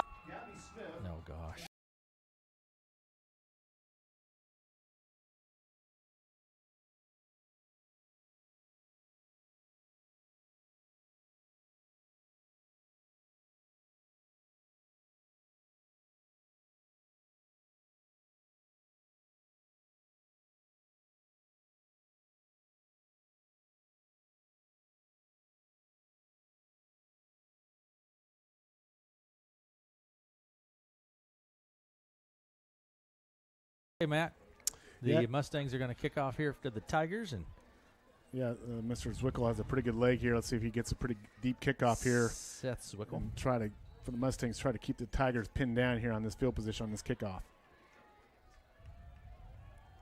So here we go. Kick is good away. Kick. Good strong kick. Good kick. There it is, right in the end zone. Yeah. Boy, that's just a great kick great there. Kick by Zwickel. What an advantage it is to have a kicker like that. Certainly. That just takes any possibility of return out of it and sets the Tigers up now. Yeah, absolutely. Tigers be at the 20-yard line here. 11:54 to play in the half. How many Zwickels are there? Gotta be. I don't know. I mean, I think every Shenandoah team officially is not official unless there's a Zwickel kicking. And they're all good athletes. and can kick the football, it seems like. So here we go, Matt. Ball's on the 20. So Tigers starting with their worst field position on the game so far, back on their 20-yard line here. Byer in the backfield. Snap comes to Fisher. Hands it off to Byer. He rolls right, turns up the middle. Yeah, Mustangs. Not much there. Mustangs really did a good job there. They're really committing to the run now, Aaron. I think with that interception, they're going to feel even more ferocious, Mustangs, on that run defense, knowing a little hesitancy from the Tigers wanting to throw this ball here. You can't run away from that pass game. As tough as that interception was, Aaron, you can't run away from the pass game. The Tigers are going to have to pass that ball tonight to have success against the Mustangs. So the ball's maybe another yard, so it's second and about 9. And if you're the Mustangs, you're going to load up on that box and continue to try to shut down. Other than that big run by Adam, Mustangs defense has done a pretty good job to this point so far in this game. And here we go. Byer in the backfield. Receiver, single receiver out to the right. Snap. Byer comes left this time, looking for a space to turn up the field. Round to the corner, out to the sideline, and he gained a couple yards on the play. Gave him a little shoulder in, came back outside, but Mustangs did a good job stringing that play out, not letting Adam cut up field and ran him out of bounds on the far side. So it's going to be 3rd and long here for the Tigers. It'll be an interesting play call. This typically might be a pass down, but like I say, you cannot run away from that pass game if you're the Tigers. So here we go. Ball spotted right on the 24-yard line. Over on the left hash. Here we got receivers left and right. Byer in the backfield. Snap. Byer goes right. Turns straight up the middle. Drives forward. Short. Yeah, it's not there. Short. Good job by the Mustangs there to clog that middle and stop that advance. And they're going to have the Tigers on the 3 and out here. And Mustangs will get good field position. But you can see there the Mustangs loaded up that box on that series, Aaron. And they're saying, Tigers, go ahead. Try to pass on us. And they're going to have Mustangs will wind up with good field position. They should on this punt here. Looks like Cullen is back for the Mustangs. Yep. And Schmedke to punt it away for the Tigers. Brody Cullen, senior, fast. Yeah, he's got speed. Watch out. Snap, kick. Good high kick. It's going to be returnable, maybe. No, it's going to bounce. It's going to take a sideways bounce, and it's going to be right in the middle of the field. Tigers will fall on it. Be on the Tiger 49. Be so good position here. Good field position for the Mustangs. Absolutely. Shenandoah is set up here on the Tiger 49. Yardline have a chance here to extend out to lead on this particular drive. And I think from the Mustangs' perspective, go back to that first couple series where they were kind of controlling the ground game a little bit here. We'll see what they come back with here on this offensive series. They're just on this Tigers side of the 50 here. 49-yard line, 1st and 10 over on the left hash, going south to north, left to right. 1st and 10 for Mustangs from the 49-yard And here we go. Spangler at quarterback. Takes the snap. Keeps it straight up the middle. Got some room. Speed up to the 10, and he's going to gain the first down, I believe. Yeah, he's quick. Shenandoah's got some speed at that position between Spangler and Cullen. And man, you know, in our pregame, Matt, you were talking about the Tigers struggling with those quarterbacks, quarterbacks. That kind of the Spangler has more speed. The Timmerman kid from South Valley, but he's the same type of option. Holds that ball on the RPO and tucked it up there. And Tigers struggle with that type of offensive system. At least they did earlier in the season. Ball's on the 39-yard line now. The Tigers doing some pretty significant repositioning there. Snap up the middle. Dickerson, he just drives forward. Yeah, he's going to be brought down just short of the first down. Power game there. Mustangs kind of having their way offensively. Now you can tell the Mustangs have gotten confidence, Aaron, off that interception return. The momentum has definitely shifted Mustang way here. Absolutely. 2nd and about 4. Balls on the 32-yard line. And I think if you're from the left side, Mustang's perspective, I don't think you need to do anything fancy here. I think they just continue to keep this ball on the ground. It's working for him. Spangler quarterback. And here we go. Shotgun snap to Spangler. Keeps it straight up the middle, and he's going to pick up the first down and a few more. Yeah, Tigers really have problems with that read option type of offensive run by quarterbacks. And there's another that he just follows that guard off the left side, picks up positive yardage inside, and he's got some speed, Aaron. There's no hesitation with Spangler. He gets it, tucks it up, he goes fast. 7-6, Shenandoah leads, 8:50 to play in the half. And Shenandoah, as we saw up-tempo in their first couple of series, very content here just to kind of take that play clock down, running time, methodically on a drive here. 1st and 10, ball's on the 25-yard line. Again, Spangler at quarterback. Snap. Hands it off to Dickerson. He drives forward, and he's going to be just short of the rumbling, stumbling, bumbling. Jaden Dickerson all the way down to the Tiger, what we'll say 8-yard line. 8-yard line, absolutely. Picking him up, laying down, and now the Mustangs are on the line, showing high. The Mustang offense definitely setting the tempo here. And now in this second quarter here, the chance to extend the lead out. This Dickerson, I'm telling you, this kid's he's stout. Snap, Spangler. Dickerson again around the end, drives forward, just short of the end zone. Yeah, good off-tackle run there. Power game by the Mustangs. They're taking it right to the Tigers all the way down to what we'll call the 4 here. Be 2nd and goal. Mustangs going fast. Under center, driving forward is Spangler. He's pushed. The offensive push get him just short. I see no down motion. To the 1-yard line. It'll be 3rd and goal, Aaron. Mustangs going quick again, Aaron. Yep, right back on the ball. Here we go. Quick again. 3rd, just short. Driving forward again. Trying to get the push. I think he might have and it. He does. They got it. Spangler with another touchdown. 7:38 to play in the half, and Spangler gets the touchdown. Spangler with a 1-yard sneak, and they just went quick. The Mustangs went quick tempo there. Winning our TD run and get the touchdown, and they're up 13-6 on the Tigers. And they'll go for the extra point kick here with Zwickle. Coach Nordine barking at the officials about the tempo there, saying that Mustangs weren't set on it one, but it's on the board. Mustangs get the touchdown. And here we go. Zwickle back. The point after snap, kick. It's good. Looks good from here. It is. And the Mustangs lead 14-6. 7:38 to play in the half, and we will be back right after these messages.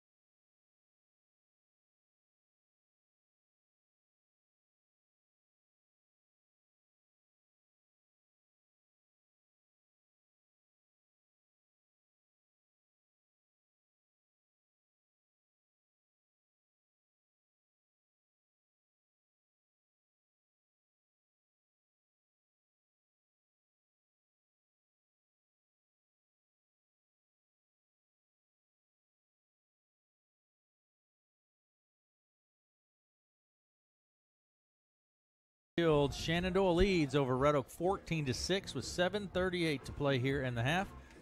And back to kick it away will be Seth Zwickle for the Mustangs. Clifford Meyer back deep for the Tigers. Mustangs at 14 unanswered points, take control of this game. 14-6, 7:38 to go here in the first half. Here we go. Kick away from Zwickle. Good kick again. Yeah, just out of the end zone. I'm telling you. And that's huge because that puts the Tigers on the 20-yard lines. That field position we talked about at the beginning of the game, Tigers kind of controlled that that field position for the first quarter. Yep. That interception flipped the field position battle. Shenandoah took advantage of the interception, gets a touchdown. They've been able to keep the Tigers pinned in their own side of the field since that interception. So Tigers are going to have to battle here to try to get out of this side of the field and get some momentum going here on this offensive series. And here we go. Ball's on the 20 right in the middle of the field, and receivers out left and right. And I think we have Sifford in the... We're going to have a timeout here, Aaron. Looks like a timeout. Shenandoah, they were running a player out late on the field. We'll take that timeout with them, and we'll be back after this. 14-6, Shenandoah leads at 7:38 to play in the half. Too busy at work to wait in a long line at Subway? Order online at order.subway.com. Simply register with your email and password and order away. You can also download the Subway app on your smartphone. Order up to 6 subs, salads, or pizza. Ready in 15 minutes once order is submitted. Also add chips, cookies, and drinks easily. And Subway's back to normal hours, Monday through Friday, 7 a.m. to 11 p.m., Saturday, 8 a.m. to 11 p.m., and Sunday, 9 a.m. to 10 p.m. Order online at Subway in Red Oak, Clarinda, Shenandoah. Broken. He's been playing. Welcome back. 7:38 to play in the half. 14-6 is the score. Mustangs lead. Mustangs just playing some good power football there, Yeah, man. they're controlling that game offensively and on the offensive line. Tigers have not been able. We'll see the Tigers are going to have to get out of that 3-man front and maybe go to a 4 or 5-man look, but then that opens up the passing games. But you got to take it away. If they're taking it to you, you got to do something to change it up. So, but right now the Tigers on offense, Sifford is in at tailback. Byer is out of the game right now. Trips out to the left. Sifford in at tailback, like Matt said. Myers in motion, snap. Sifford round left, looking to cut it up the field to the 20, to the 22, and brought down. Got about as much as he could out of that. Good pursuit there by the Mustangs on that. Number 13, number 11, Cole Graham in on that tackle. Number 33, Jacob Rystrom in on that. Jacob Rystrom playing that middle linebacker spot, flowing well to the ball there, making a good tackle on Sifford. There be a 2nd and 7 for the Tigers at their own 23. Been impressed with this Mustang defense so far. 7:06 to play in the third. Here we go. Trips out to the right this time. Byer back in at tailback now. Fisher at quarterback. And Sifford, Meyer motion rather. Byer around to the right side. Trying to turn it up the field. He does. Got some room out there. Flag comes in late, but he picked up the first down, but there's a flag back. Yeah, I think it's going to be a hold. Looks like it's something in the holding territory. No. It's going to be brought back. They're spotting the flag at the 24, so this will bring this back. And really, it's been a clean played game, Aaron. I'm not so sure if that isn't the first penalty of the game. Now I think about it. I'm not sure the Tigers or Mustangs have had I think there was one offsides on the Mustangs, I think, down on the goal line. But this might be the first penalty against the Tigers game. It's a hold. I'll bring it back. So it takes a good run off the board there. That'll set up a 2nd and probably, we'll call it 16 or 17. They'll push the ball all the way back to the Tiger 14-yard line. So the Tigers will have to get the ball to 30 for a first down. So Mustangs with the opportunity to take advantage of this penalty, keep the Tigers in the hole here on the field position. Tigers are backed up against it. Byer in the backfield. You got trips to the right. Snap. Byer up the middle. Adam Byer still on his feet. He gains a few, but not enough. And he's hurt. He was tackled hard there. Adam is really favoring with that arm and hand and picked up about 7 or 8 there. It'll be a 3rd and 8 here from the 22. 6:23 to play in the half. 14-6 is our score. Tigers really going to have to throw that ball, Aaron, as much as they may not want to. Yeah. To win the game, you're going to have to show pass. 3rd and 8, balls on the 20, about the 22-yard line of Red Oak. Defense is looking good for the Mustangs. Yeah, absolutely. They've been doing what they need to do, containing Byer. Snap. Little razzle-dazzle here. Reverse here. Sifford around to the left side. Good play there by Mustangs. Nice pursuit, I'm telling you. Yeah, someone came out of there like shutting. That was Cullen, I believe. Boy, he came out of nowhere. And his speed matched Sifford there and blew that play up. So it's 4th down. Tigers will have to punt. 5:35 to play in the half. 14-6 is the score. And Schmidtke to punt. And back to receive will be Cullen, Brody Cullen. And we've seen this all too frequently. Tigers just cannot get out of that field position. It's a very difficult thing to flip that field. So Schmidtke back here to punt. And here we go. Snap. Kick. Should turn over. And O'Ren's going to go down to about Pretty the good 43-yard Pretty line. good kick there by Jack, so the Mustangs will take it over their 42. 5 minutes to play in the half. And you get the sense here, Aaron, that this is a big, all series are big, but this is a big series for the Tigers if they're going to try to hang around here. Mustangs get some points on the board off this series. They take complete control of this game. Tigers have not been able to really slow down this Mustang offense. They had that first drive where they were fortunate to get a fumble, but Mustangs have really controlled the ball offensively when they've had it. They certainly have. It's been potent for the Mustangs. So here we go. They're going power formation, Mustangs. Well, then they slip out. They'll have Dickerson back there. Spengler at quarterback. Making some adjustments. So here we go. He's going to take the shotgun snap. Snap. Looking to pass. Goes left. Too high. He tried to go to Cullen, but Yeah. it's not there. Covered well by Hernandez there. Nothing there. It'll be 2nd and 10. But good look from the Mustangs' perspective. You guys, again, got to show pass every once in a while. Loosen up that rush defense. Bennett Johnson in there at nose tackle for the Tigers. Perrin, Fouts. Tigers still in there. Tigers not going with kind of a 4-man front. Ectornall. So a little bit of a shift there from Tigers. They've gone to a 4-man look here. But they're leaving. What that does is that leaves you out there single coverage on Cullen. So we'll see what the Mustangs do here. All right, Spangler will take the snap. Looking rolls that way. left, He's rolls looking that left. way. Looking to pass. Got the receiver, and it's going to be caught. By Cullen. Cullen, excuse me. Cullen, yep. Cullen did a good job there. He went deep, came back on the ball to his quarterback. Good throw there by Spangler, low to the ground, so only Cullen can get it. He made a nice catch. Sets up a 3rd and about 4 here for the Mustangs at their 49. So. Yeah. 4.5 minutes to play in the half. Ball's on the 49-yard line of Shenandoah. Trips out to the right. Dickerson in the backfield.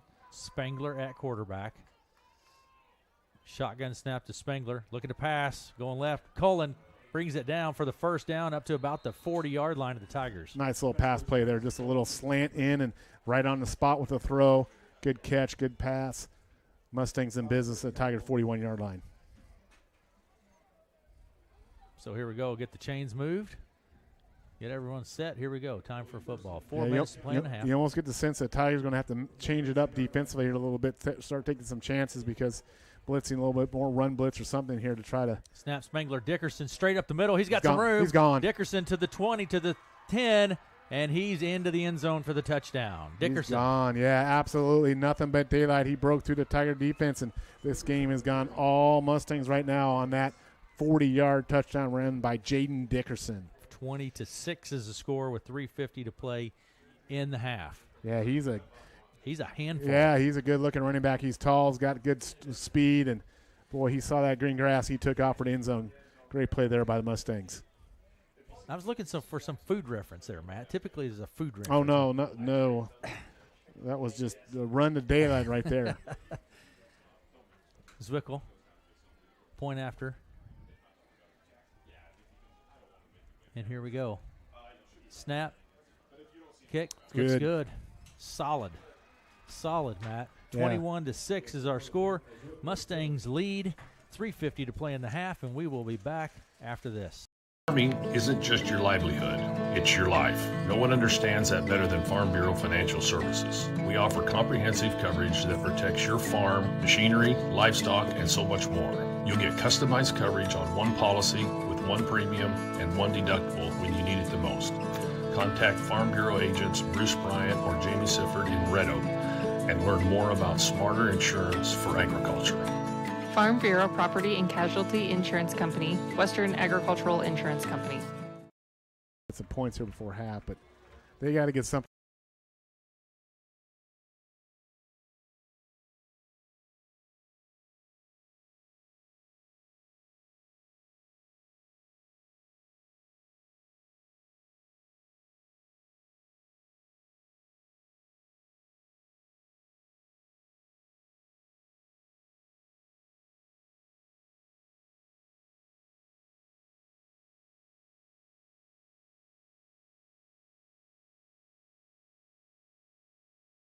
Mustangs have just taken control here in the first half. Yeah. 21-6 is the score. 21 unanswered points. Tigers broke out on top 6-0 on Adam Bauer's 62-yard run, but it's been all Mustangs. And they'll be kicking off now to the Tigers with 3:50 to go in the first half. And Mr. Zwickel has been a big part of that, kicking these balls into the end zone, creating the Tigers to start from the 20. I imagine that's what we'll see again here. Says Zwickel. He's a senior for the Mustangs. Kick away. This one's has a chance. Still going to go in the end zone. Not quite. Let it go. Yeah, but into the end zone. Making all of your extra points, kicking the ball in the end zone. That's I just cannot reiterate how important it is to have a kicker that can do this for the Tigers to start on their big difference between Aaron between starting on your 40 versus your 20. You know, you just it feels like you're working uphill from the 20 versus if you can get a return out to the 30, 40-yard line. So long road to go here for Tigers. Tigers need to get something going here. They're going to have to throw that ball, Aaron. 3:50 to play. Here we go in the half. You got receivers out here to the left. Quick, it goes to Byer, but through his hands, falls incomplete. Yeah, Adam's been battling a hand issue there, but just wasn't there. But Tigers are going to have to look downfield, I think, Aaron. Everything's been lateral with their passing. You got to start taking some chances. When you're down 21-6, I know you don't want to throw the ball in the middle field. It seems like it's more dangerous, but that's where some big plays can be had. Yep. And you're down 21-6. 3:45 to play in the half. Here we go. Twins out left and right. Byer in the backfield. In motion, Sifford. Snap. Byer around to the right side. Cuts it up the middle, driving forward. And he's short of the first down by about a yard or two. Yeah, good play there by Adam, just picking up tough yardage inside there. And it'll be 3rd and 3. The Tigers are out at their 27-yard line. Yep, 3rd and 3. Tigers might need to go a little up-tempo, too. That'd be, the Mustangs have kind of got a little bit of a momentum off that up-paced, fast-tempo offense. May see the Tigers move that as well here as we move along in this series. Yep, receivers left and right, Twins left and right. Snap comes to Fisher. Hands it off to Byer, up the middle. He drives forward. First down. He gets a first down and about 2 or 3 more. Tigers pick up a first down. 3 minutes to go on the clock. Tigers have 2 timeouts left. That's good for a Tigers first down. So Tigers will need to be a little quick out of the huddle here, Aaron. They're going to need to show a little bit more urgency here with this offensive series. So here we go. Receivers left and right. Fisher takes the snap, hands it to Byer. He comes left, waits on his receiver, turns it up the field about the 42-yard line. Just, again, short of the first down, about 3 yards. Nice job there by Adam to get what he can. Adam is a type of runner, Aaron, that he can make some dekes and moves and not lose any speed. A lot of runners, when they're making a deke or whatever, they have to slow down. Adam can make those subtle little moves while still operating at high speed. So Tigers are going here 2nd and 3 from their 42. 42-yard line, 2.5 minutes to play in the half. 21-6 is the score. Snap, Fisher, Byer goes right, back up the middle, drives forward, picks up the first down to the 46-yard line. 46-yard line. Tigers just running Adam right or Adam running left, Adam up the middle. First down for the Tigers here to their 46. Moving the chains, ball's on the 46-yard line over to the left side of the field. Tigers moving from north to south. Tigers showing a little offensive motion here, moving Echternaut way out to slot position here. Tigers got some sort of parent out here at left wide receiver going over the middle.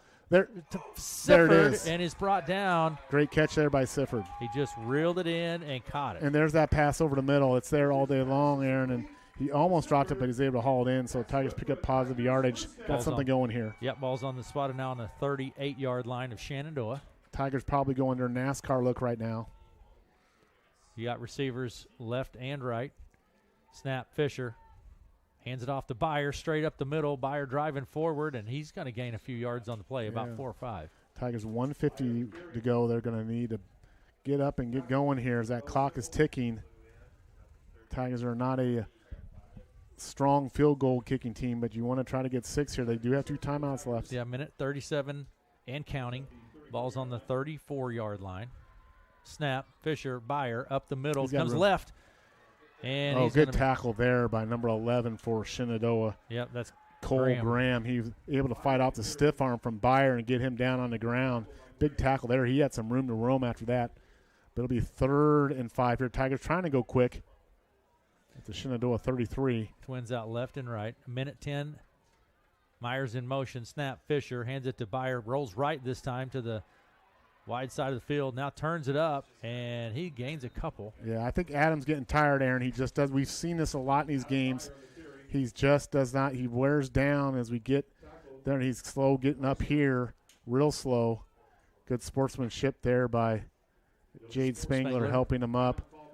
But I think, it's just Adam carries so much of the load, Aaron. We see him get fatigued as he rightfully should, playing all over the field. But the Tigers will have a 4th and 2 after this timeout. They've taken a timeout. They're at the Shenandoah 30. They need 2 yards to get the first down, but I think this is a timeout as obviously get the play call, but also just get a rest. Get a rest. But, Tigers are going to just have to be back in this game. If you're a Tiger, you're going to have to throw that ball, get some other people involved. Mustangs, have really showed more diversity in their offense there, and they can go to Dickerson, they go to Spengler, they can go to Cullen. They've got a few more dependable offensive options to go to. Absolutely. 58 seconds and counting, and that the couple you just named there with Spengler and Dickerson, that's pretty potent right there, that combo. Yeah, you got Dickerson, the running back, you got a mobile quarterback, and you got a wide receiver that can get the fast, ball. Yeah. But nonetheless, Tigers have a chance here. Just under a minute to go. Tigers need to pick up this first down. Big play here in the game. Mustangs trying to get a stop. Tigers trying to get some points on them before half. And here we go. Again, receivers left and right. Byer in the backfield. Snap comes to Fisher. High snap. Bounces back out to about to the 50-yard line. And that will be Shenandoah ball. And just like that, that's a hold, Aaron. And the Shenandoah will take possession on the Tiger 49. So another play right there. Now it's the Mustangs with a chance to get some points on the board for half. Boy, there was a big turn of events right there, Aaron. 52 seconds on the clock. And the Mustangs are going to take over on the Tigers. Yeah, just spotted about the 48. Snap went over Fisher's head, and by the time he was able to get on it, it didn't matter because that was a fourth down play. Mustangs will take over at the Tiger 49. Mustangs with 2 timeouts left, so they've got a chance here to really take total command here. They're already up 21-6, but, boy, points on the board right before half and to get the ball coming out and start the second half. Watch out here. So here we go. Spengler at quarterback again. Dickerson, you got trips out to the right here. Snap. Spengler rolls right, looking to pass. And he's got the receiver. There's Cullen. Yep. Nice little roll out there. Mobile quarterback. Spengler came all the way to the right side and able to throw on the run. Just really impressed with Jade Spengler. He was not the quarterback last year. Scammon was a quarterback. You look at him play this year at quarterback, he seems such a natural. You think, how does he not in the quarterback position last year? But he's got his team on the move here. They're down to Tiger 37. 46 seconds and remaining in the half. Dickerson in the backfield. Here we go. Snap. Spengler rolling left this time. Looking down the field. Got the receiver, and it's going to be right down. He's got room. That's Cullen. He's gone. Around the right time, and Cullen is going to get into the end zone. Is that Cullen? I believe number 3. No, that's Scammon. Cole Scammon with the wide receiver, and he takes a 42-yard catch and run. And the Mustangs score in about 20 seconds, Matt. Boy, I tell you what, that was a huge turn of events. Tigers look like they might be able to get some points on the board for halftime to tighten it up. Bad snap on fourth down. Mustangs take advantage. And the Mustangs are in total control of this game. And it's 27-6 with 36 seconds on the clock. And again, Zwickel back to kick it. Seth Zwickel. And so here we go. 3-on-3 on extra points Snap, and make that kick. 4-4-4. He's solid. He is indeed. He is solid. 36 seconds, and it's 28-6. We're going to take a quick break and be back right after this. Hey Sunshine Country, it's Cheryl Porter. Do you like your job? How would you like to love your job? Fresco System USA is looking for several highly motivated workers to join our team. Come see me at 2026 Fernwood Avenue in Red Oak or call 712-623-8100 extension 6659 and we can talk about everything we offer, like benefits starting day one and so much more. So if you're ready to love your job, come see me today at Fresco System USA. Love is in the air.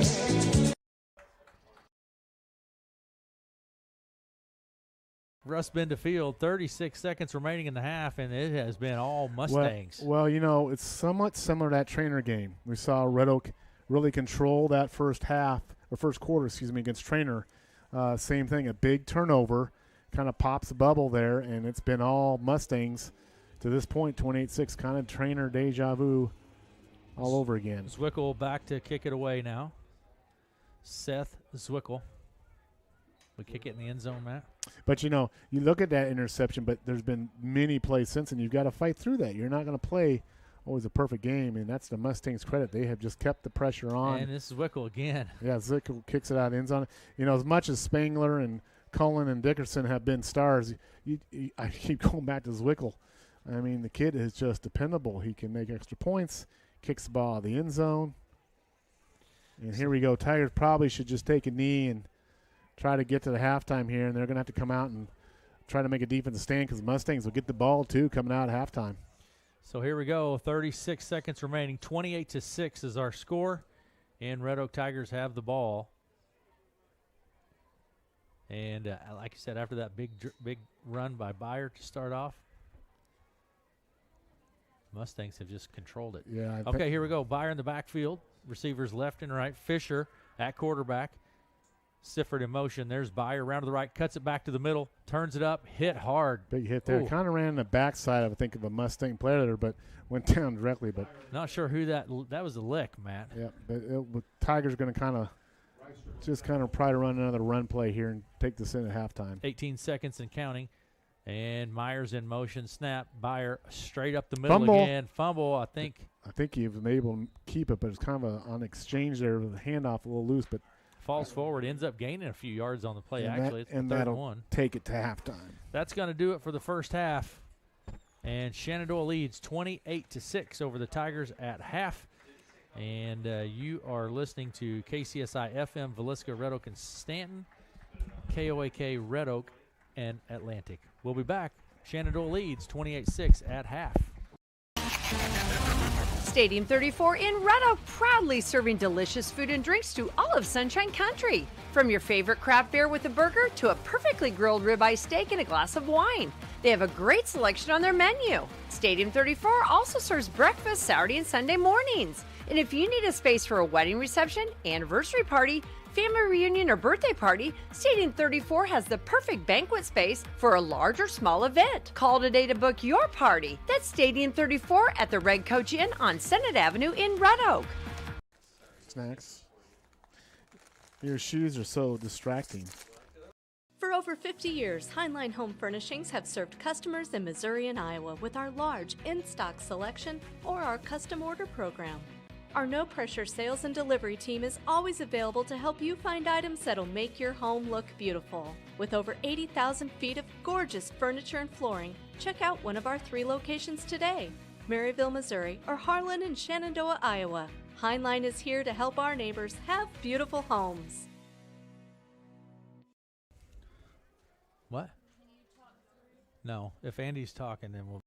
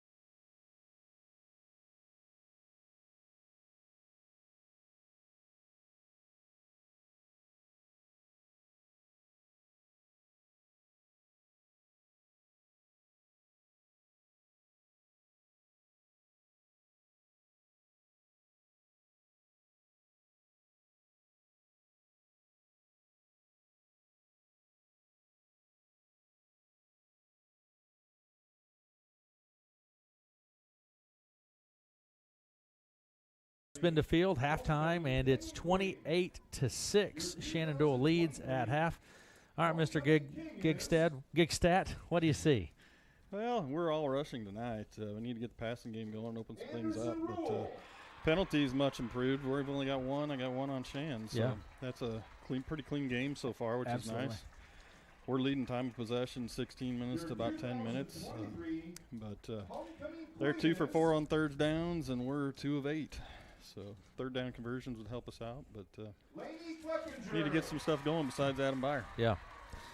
So the interception there that went back not for the touchdown, just a few yards short, kind of shift the momentum on the sideline? Definitely, yeah. Yeah, it was pretty much Tigers' momentum, Tigers' field. At that point, field possession, every position was good, and that kind of flipped the field and kind of changed the attitude. And they've been struggling to get it back. Yeah. Other stats that you jump out at you or what? Oh, Adams 23 for 169 yards, 1 touchdown.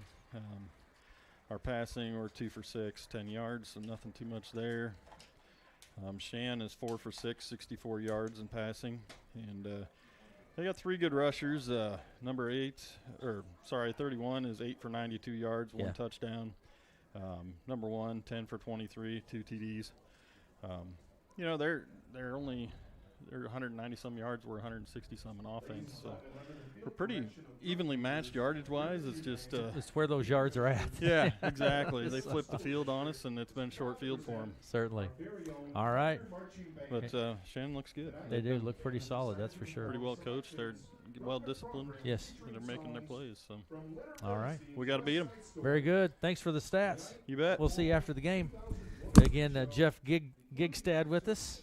Thanks to Mr. Gigstad for that.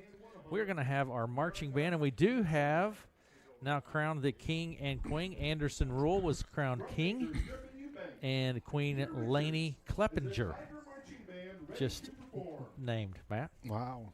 I'm speechless. I can tell. Are they forever known as royalty? Are they royalty now? Yeah, I think probably so, I guess, yeah. Forever homecoming king and queen. Mm-hmm. Well, yeah, that first half, again, I go back to the trainer game, Aaron, where Red Oak kind of controlled that trainer game for almost the first quarter. Then I think there was an interception in that trainer game as well, interception game here. And it's kind of the same script. Once that interception get its flipped to field position, Tigers have not been able. A lot of that credit goes to Shenandoah. They've been just very consistent on offense, able to get the ground game going, timely passing. And then they have a kid, Zwickle, who, when they score touchdowns, they're able to pin the Tigers back on those kickoffs. So, and the Mustangs will come out here in the second half being able to get the ball and put some more points on this board here. And right now the Tigers are not in this game. And, we've seen the Tigers make some miraculous second half comebacks. We saw that at West Central Valley. We saw it last week at Mo Valley. But this game has a different feel to it, I think, than those games. You just don't get the sense here that the Tigers – have been able to get it going. They had that one long Adam Byer touchdown run, and Adam does have 169 yards rushing, which is incredible. But I think that Mustangs will live with those 6, 7, 8 yard runs by Byer, because we talked about the Tigers having a sustainable drive. The one drive Tigers had there going towards the end of the half got down there in a 4th and 2 at the 28. A bad snap ended that one. So I think the Mustangs will live with those 6, 7 Byer runs and see if Red Oak can put it forth a long sustained drive, and they haven't been able to do it yet. Matt, we're going to take a break and step away, check in with our sponsors, and we will be back with more at halftime. 28-6 is our score, and it is Shenandoah with the lead.